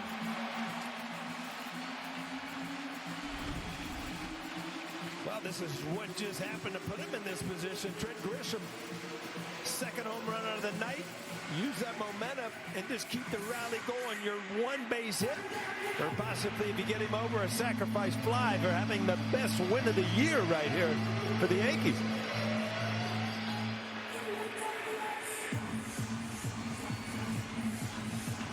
Grisham has been on his backside all day, and that's where he can drive the ball the other way, or pull the ball. That's what you talked about in the scouting report. He wasn't pulling the ball a lot, and that's because he's getting out front a little bit. And all of a sudden, Caballero has been swinging the bat much better since coming back from the race series. A sure double down the line here, setting up the Yankees with a good opportunity to win this thing in the bottom of the ninth.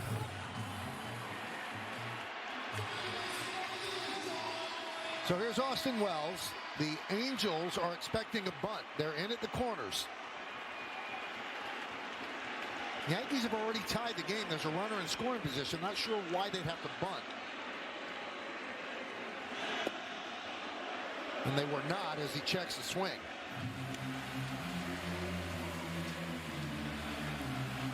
You bunt, you give an out away.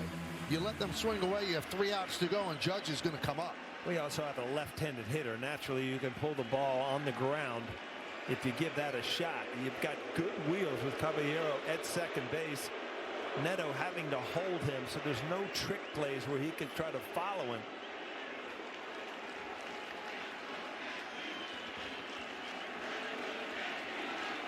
Romano had not allowed a hit this year in 6 appearances. He's given up 3 so far this inning.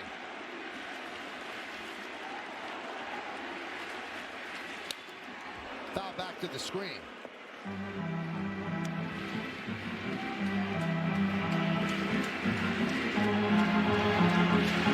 Ryan McMahon on deck.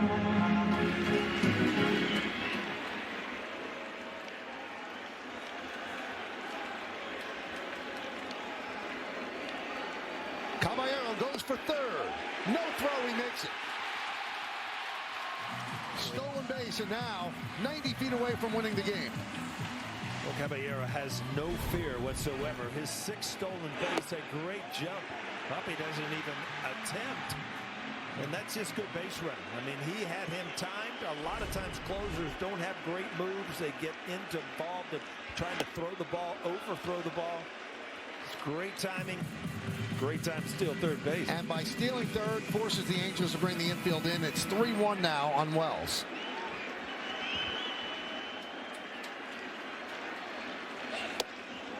Three and 2. Times have changed. You see a breaking ball and a fastball count from Romano. He used to be a type of guy that would throw the ball by you. He's in the mid-90s now instead of the upper 90s.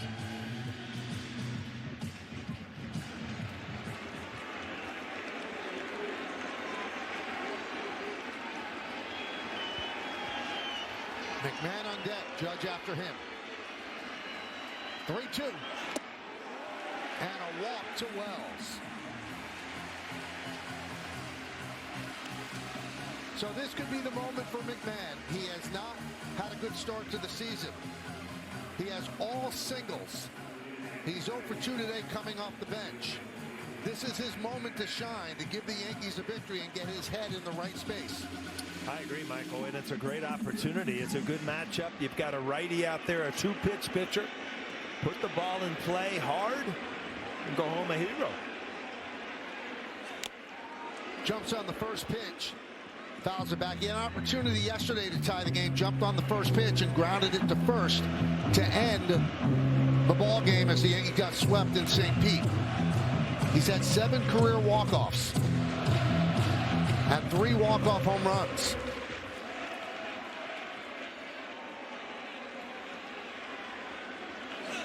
Inside.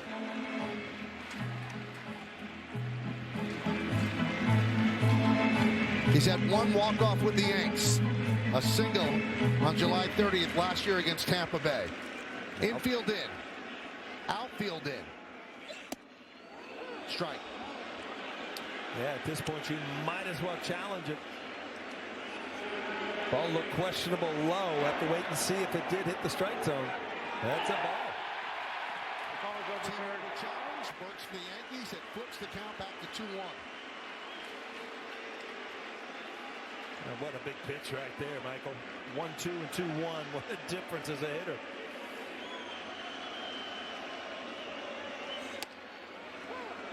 Now 2-2.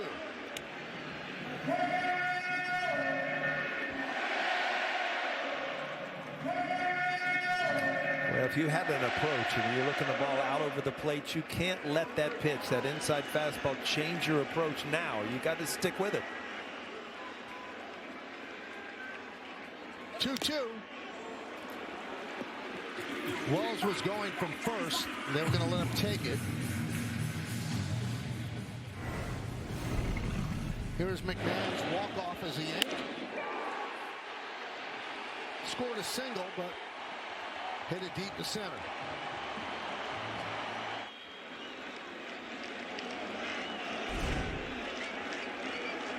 Two balls, 2 strikes. 10-10 game. Winning runs at third.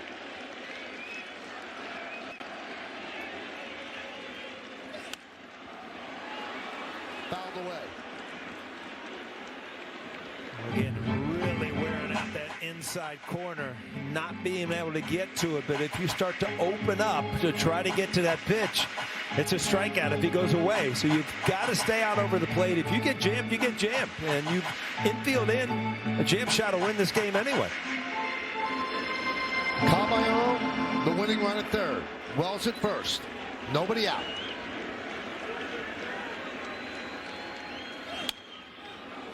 Hanging in there, fouling it back.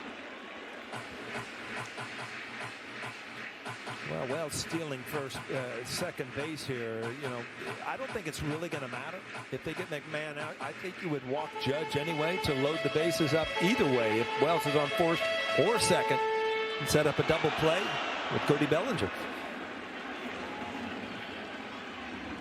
Romano. 3-2 as Wells takes second. Well, things do change here now if he does walk at McMahon, because then you have to pitch to Aaron Judge. Well, if you're Romano, you have to go back to your fastball. He's been on the inner half this whole at bat. 3-2. And it gets away. Here comes Caballero. And the Yankees walk it off. They win this one 11-10. Oh, what a game here in the Bronx. And what a way to snap a 5-game losing streak. Well, you saw two of the greats back-to-back with Aaron Judge and Mike Trout. And hey, you know what? There was a Yankee game in between, and they walked away with a huge win after coming back from Tampa, losing 5 in a row. That guy right there, a big part of changing things. So a walk to McMahon if you're scoring at home. The wild pitch allows Caballero to come across with the 11th run, which won the game. Hey, tried to trick him with a slider down and in, and good for McMahon to stay off of that. Good at bat. I'm sure that he wanted to get it done offensively as far as putting the ball in play, but you know what? At this point of the season, any way you get a win, you take it. A seesaw game, back and forth, dramatic. The bullpen not doing its job. The offense stagnant for most of the beginning of the season. Explodes on this night. The captain leads it with 2 home runs. GRISHAM off the bench, 2 home runs, his first 2 home runs of the year. And the Yankees get it done in dramatic fashion to start this homestand with a victory. So there are smiles around when you break a losing streak, and that's what the Yankees just did, as they had lost 5 in a row coming into this, and now they're probably thinking we just started winning streak. You know what, Michael, you look at this game, I'm glad there's not 10 innings in a baseball game, because you know what? Neither offense was going to give up. It was like whoever hit last was going to win. The Yankees came into the bottom of the ninth, down a couple runs, and put together a huge inning. Paul, you want to hear from the captain, right? Absolutely. All right, he's there with Meredith Marakovitz. Meredith. Michael, lucky for you, Aaron Judge is right here. No one had a better view of Caballero getting across home plate than you, standing there in the on-deck circle. What are you thinking as you see that ball get by? Oh, game's over. You know, just all those guys that whole inning having great at-bats in front of him. And, you know, then Mac right there at the end working a tough at-bat, and eventually we get a, pass ball and win the game. This one was an absolute battle. It seems like each team just kept coming back. Can you describe what it was like to be a part of one like this? Those are the fun ones. You're going back and forth. They got a great team over there. They were hitting the ball over the field, great pitching staff. But, we're happy to come away with the win, and all these fans sticking around to see it.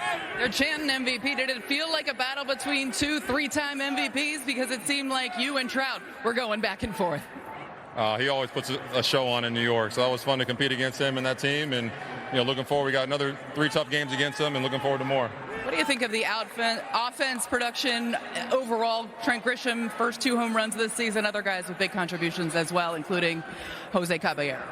Yeah, just great plays all around, great at bats. But Trent Grisham's a player of the game here. Coming up big with some huge homers to give us the lead and then tie the game there in the 9th. So it was impressive to watch. What could a game like this do for the team, snapping a 5-game losing streak, and this offense that had been struggling? Like I've been trying to say, keep it simple and let's go do it tomorrow. Aaron, congratulations. Thank you. Send it back to you. Thank you, Meredith, and thank you to Aaron Judge with his 2 home runs. 3 home runs now in 2 games. That's the winning run. Jose Caballero crosses with run number 11. And the Yankees snap their losing streak with an 11-10 win in the Bronx. We'll be back.